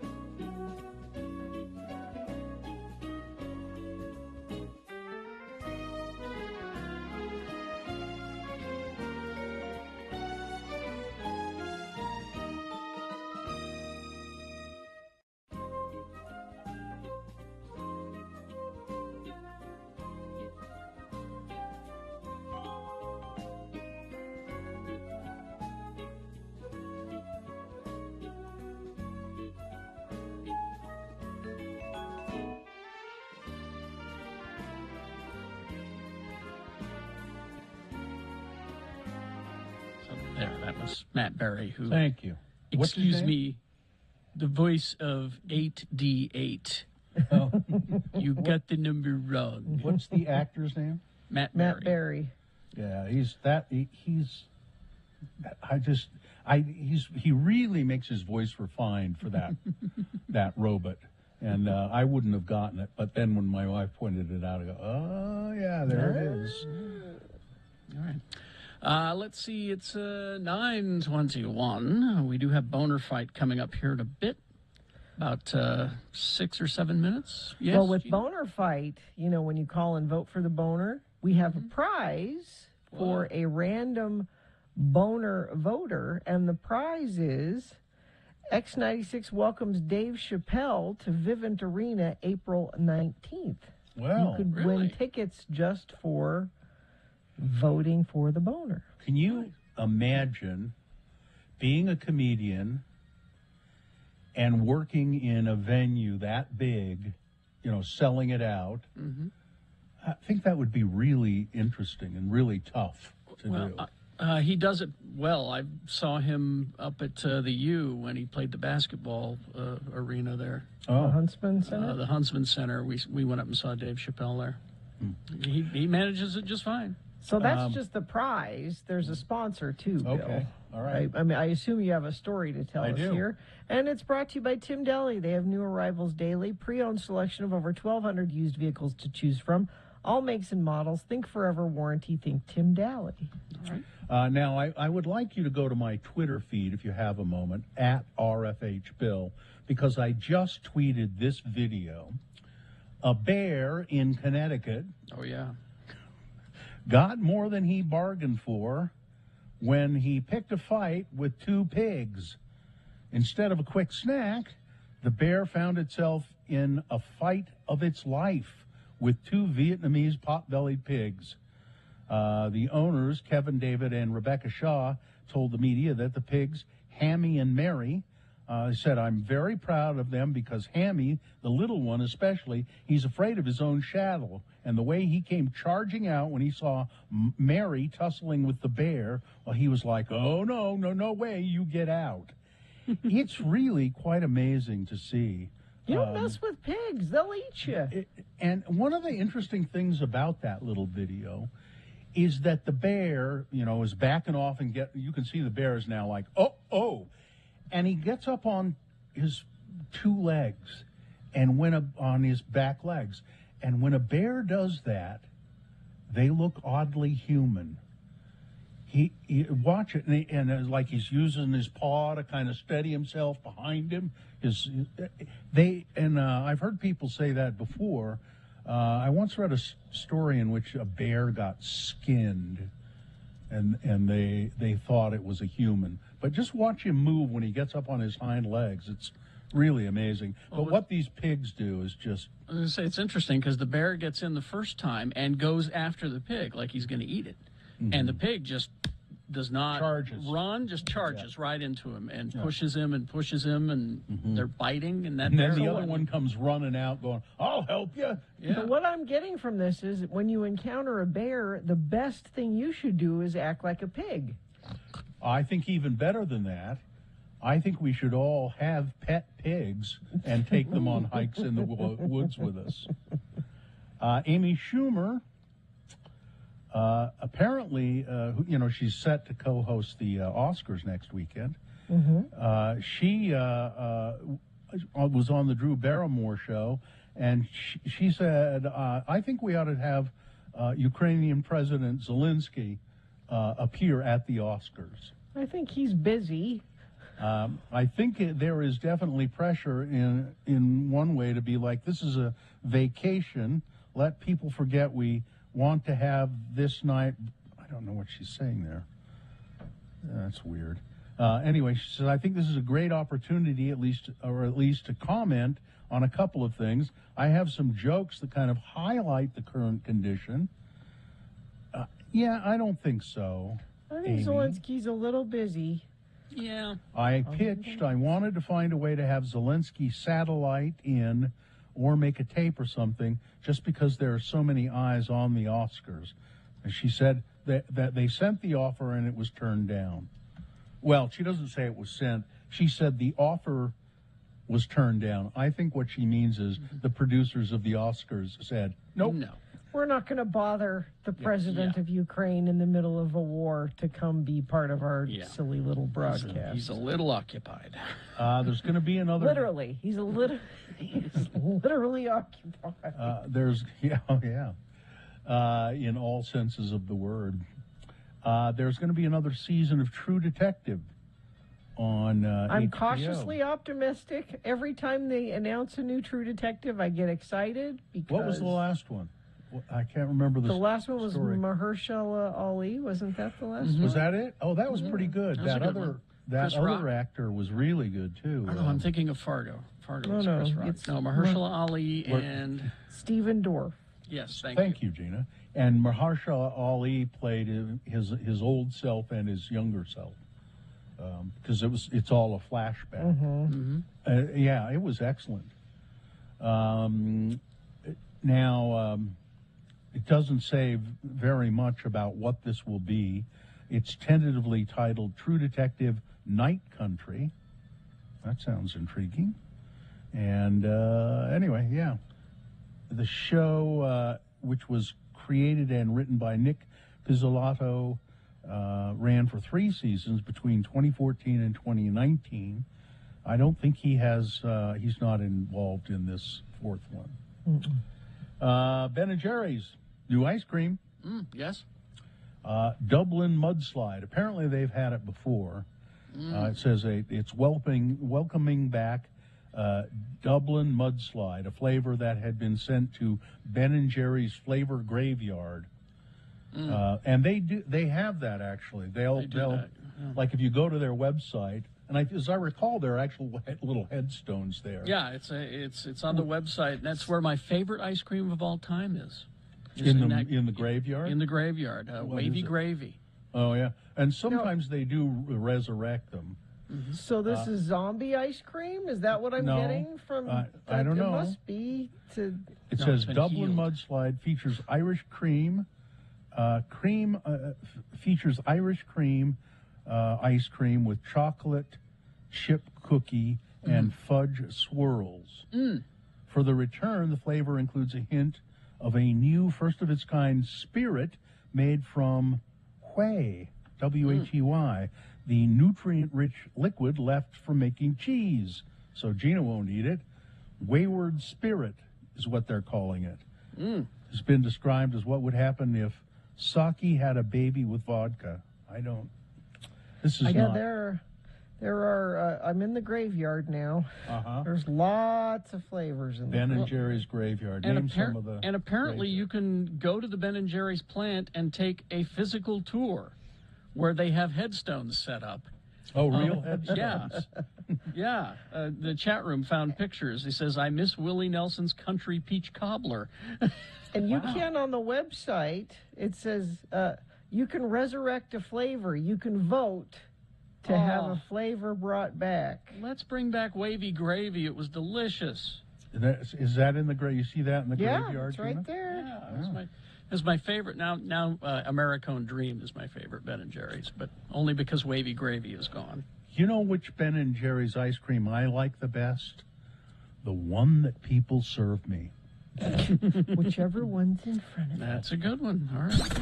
It's Boner Fight with Radio from Hell on X96. All right, the winner from round one going against the winner from round two. Back in the 7 o'clock hour, it's incredible that this kind of blatant racism still exists. A drill team from a high school in Texas.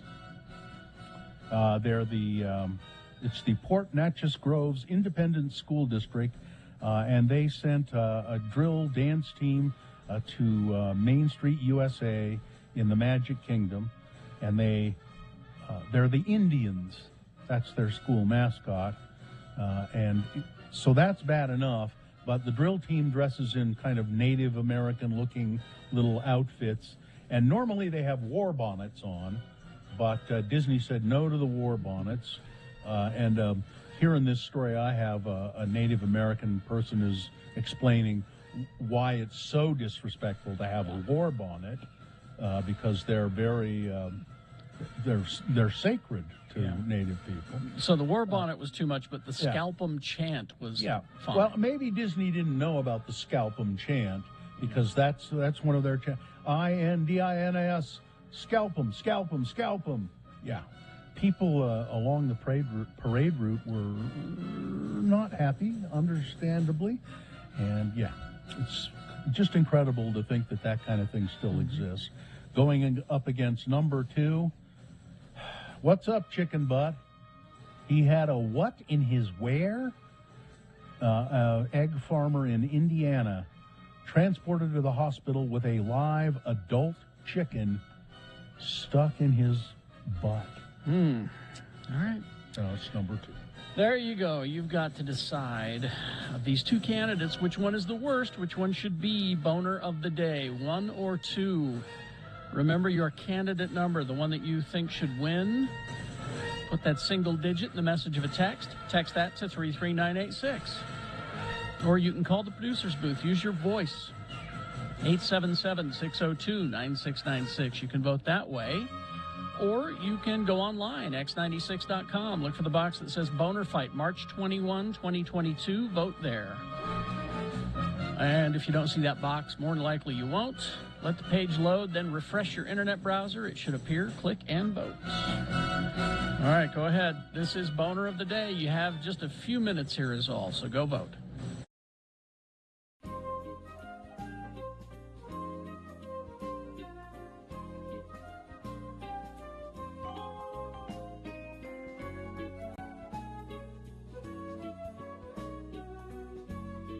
Well, have you ever wondered what it's like to sneeze while you're driving 200 miles an hour in an Indy car? Have you ever wondered what? I would think it would be like sneezing, right?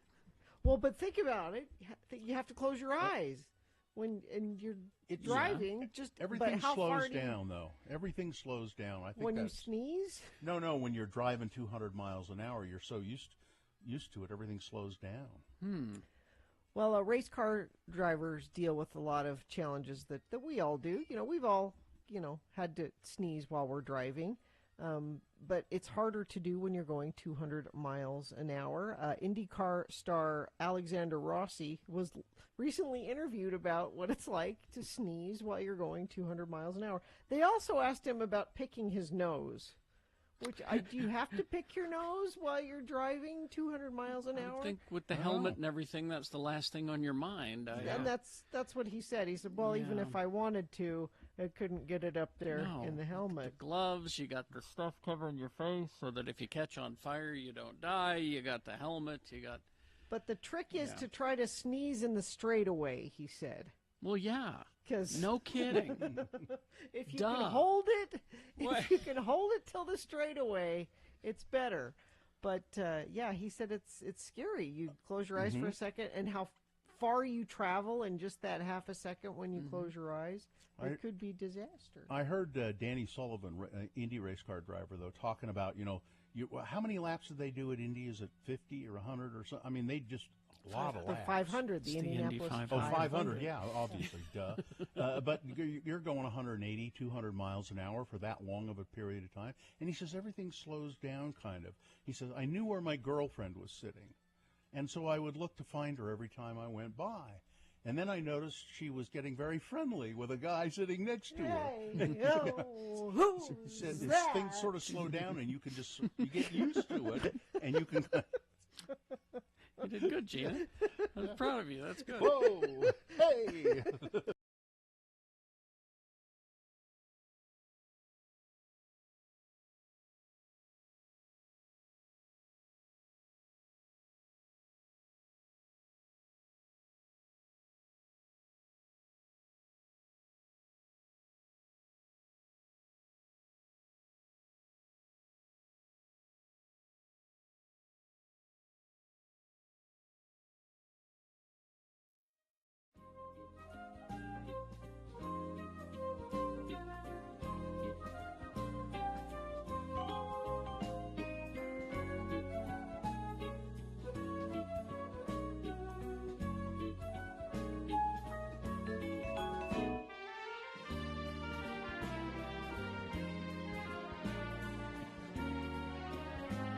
Time to award boner of the day, maybe.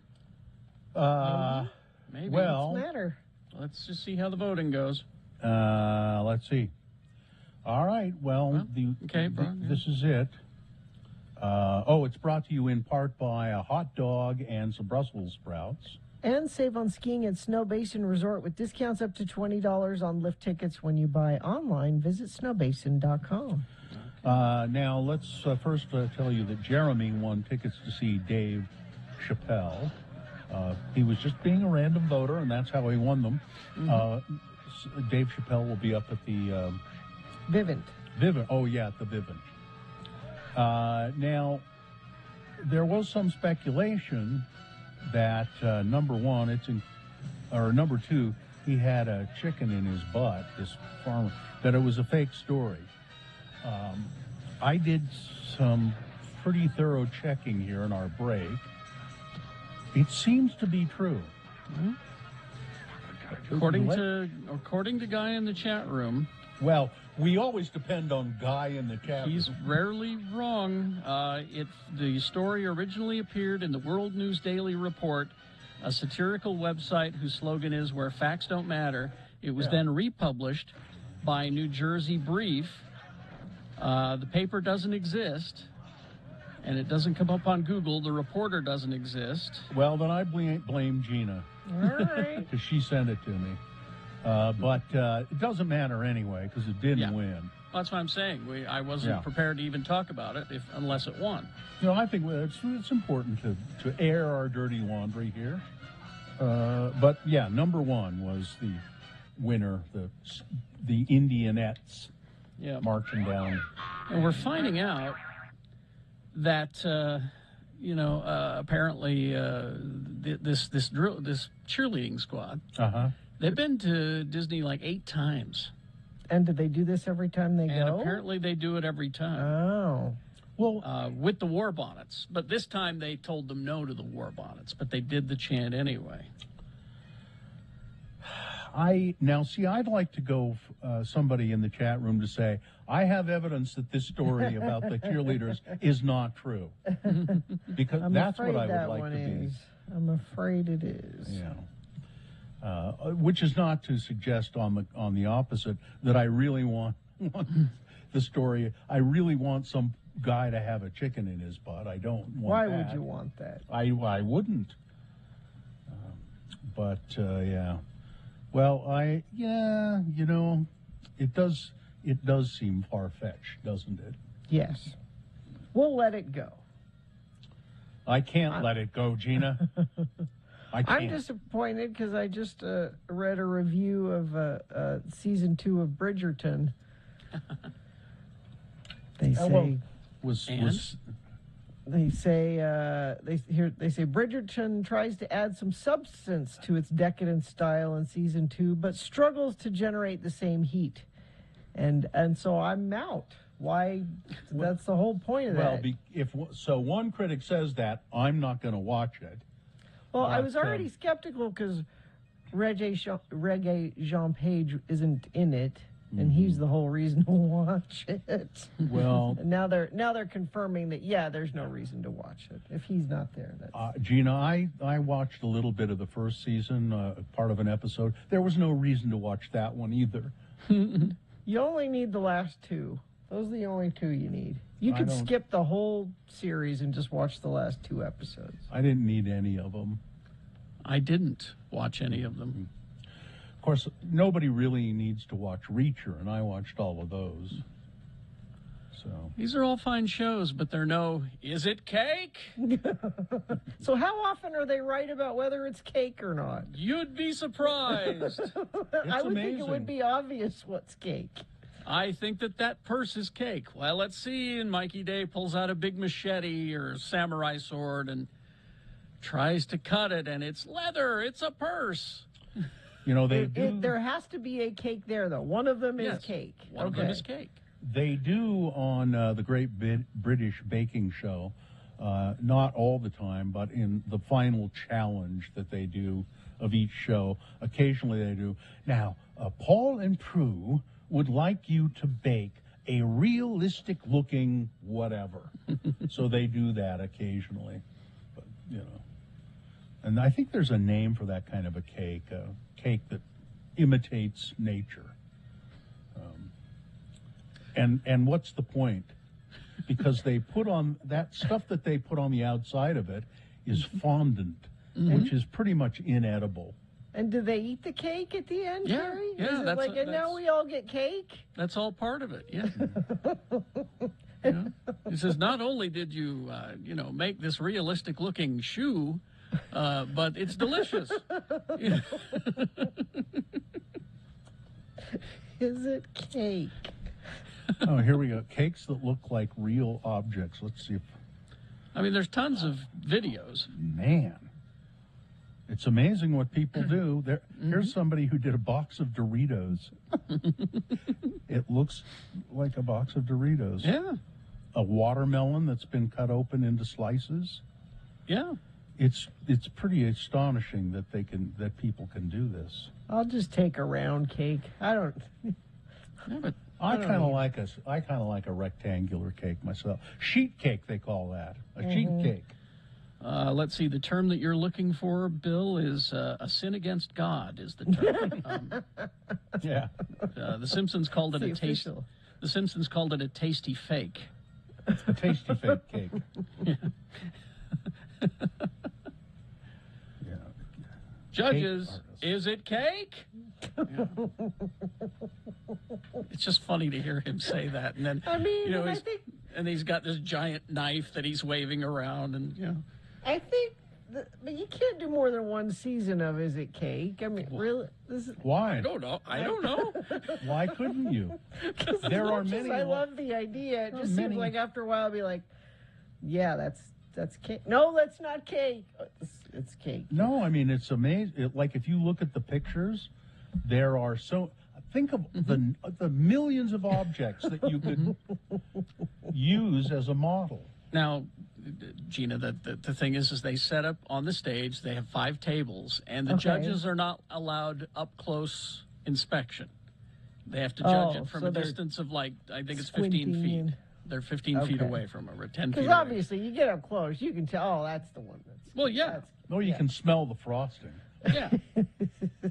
or the leather of the shoe, or, you know, whatever it is. Okay. I'll give it a try. Is it cake?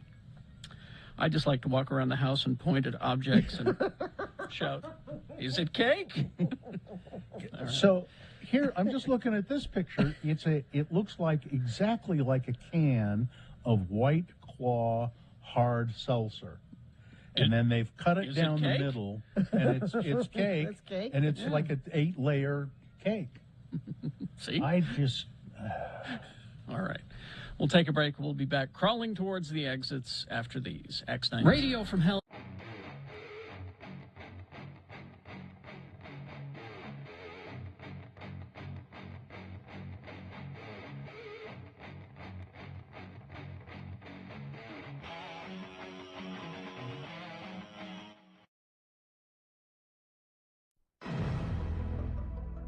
Tonight on Channel 8, join us for Mysteries of Science. Our scientific staff explore unanswered questions that have boggled the minds of the scientific community for years. Hello. We're the new Mysteries of Science hosts, radio's Kerry and Bill. Help us explore the scientific worlds of the unknown. Tonight, we answer the age-old question. How long can a grasshopper live when its head is placed under the focused beam of a high-power magnifying glass? Use the tweezers to hold him still. Ow, oh, you're burning my finger. Focus the beam on his head. The sun, life giver. Ah, there he goes. And life taker. Also tonight on Mysteries of Science, we see just how much damage a firecracker will do to, again, a grasshopper, when it's taped to the insect's body. Will you hold the damn thing still while I light the fuse? Ow, my fingers! Don't miss Mysteries of Science. It's TV worth giving a look-see to. Tonight, right after The Brown Nun on Channel 8.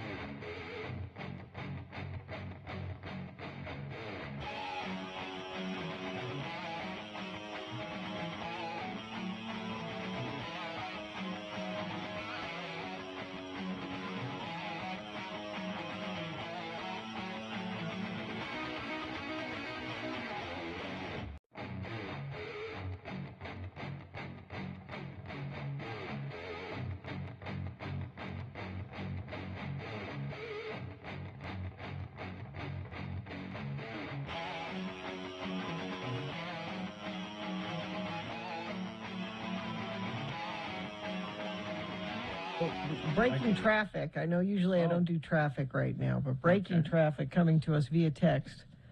Traffic in St. George still moving well. Thank you for traveling with me today. I've been a listener since 1996, and you never disappoint. Well, we're about to, I bet. Right? Whatever we're doing right now will disappoint you. Oh, now, see, now I had something, and you just knocked it out of my head. What? I was going to, I read this in the New York Times over the weekend, and they're going to have to correct it. It says, so Dr. Oz is running for Senate in Pennsylvania. And it says, quote, Dr. Oz would be the first Muslim U.S. senator ever. What? Well, no. I said, what about Barack Obama? Huh? Oh. He was a senator. He was a state senator. He was a state senator. Gina, the point is Barack Obama was not a Muslim. Oh. Yeah, that was the joke. Got it. But what does it say that you didn't catch that right away? Got it. That we're numbed to it. Or the joke was too obscure? I don't know. Now, before we started the show, we all sit down and we're just kind of talking before the mics go on at 6, after the opening number. And I was telling you guys, Twitter algorithms know you.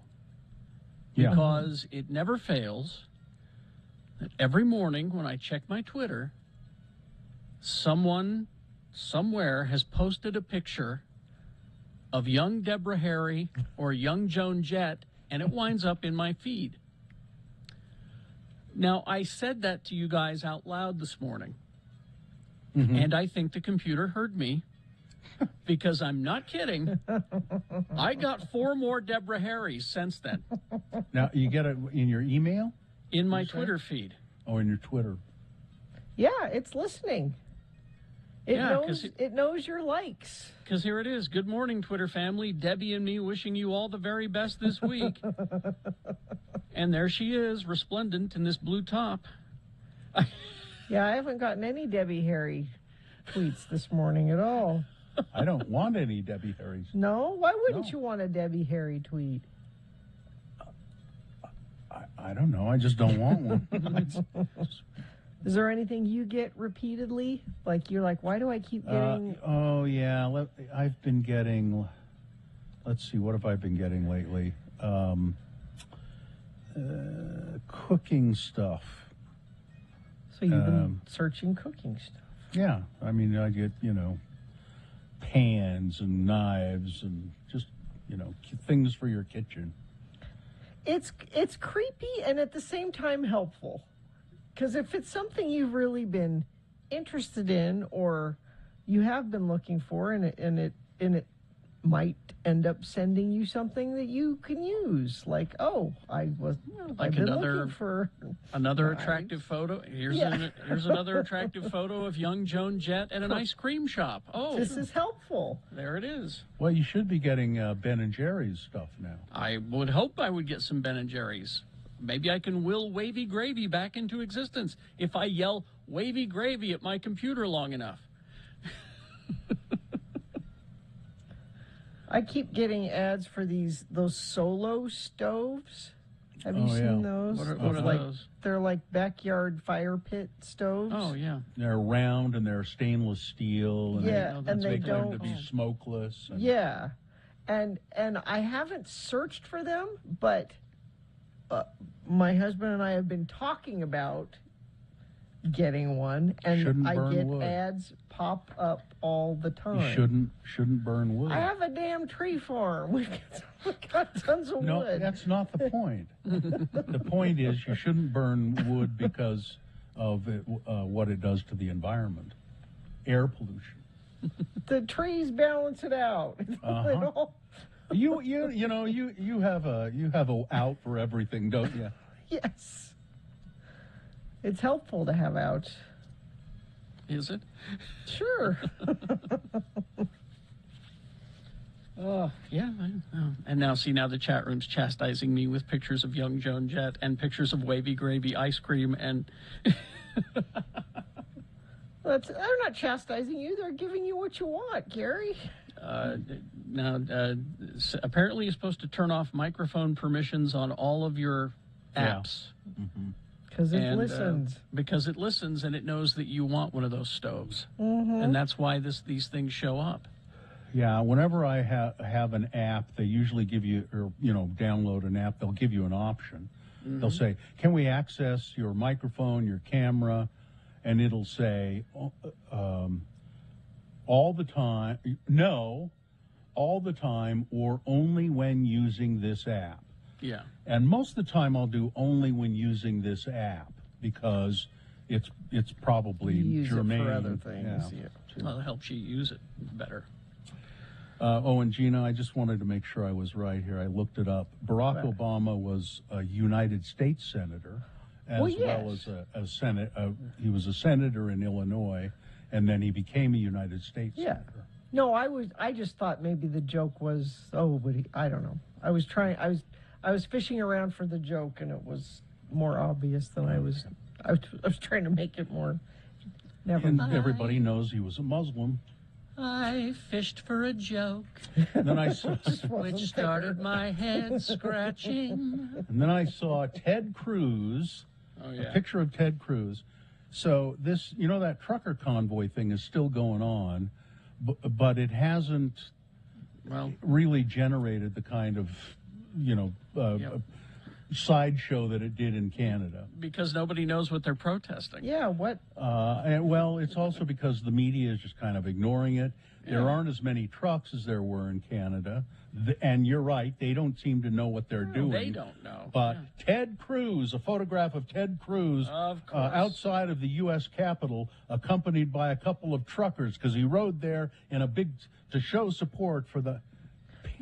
Oh, I thought you were going to bring up the thing where he was at the airport in Bozeman, Montana, arguing with the... He pulled a "Don't you know who I am?" I didn't see that. What was he arguing about?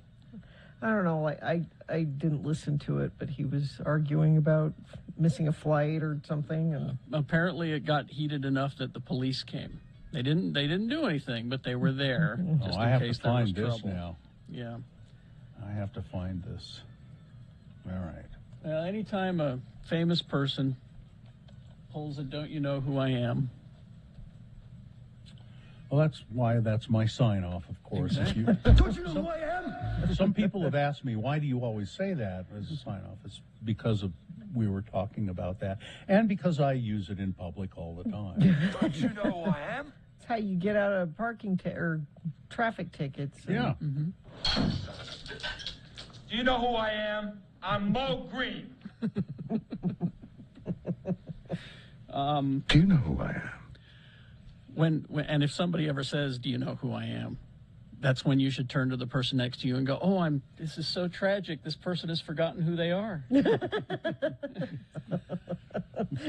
somebody please tell me who I am? Would someone call an authority or someone to come? This Don't you person know who I forgot who he is. Do you know who I am?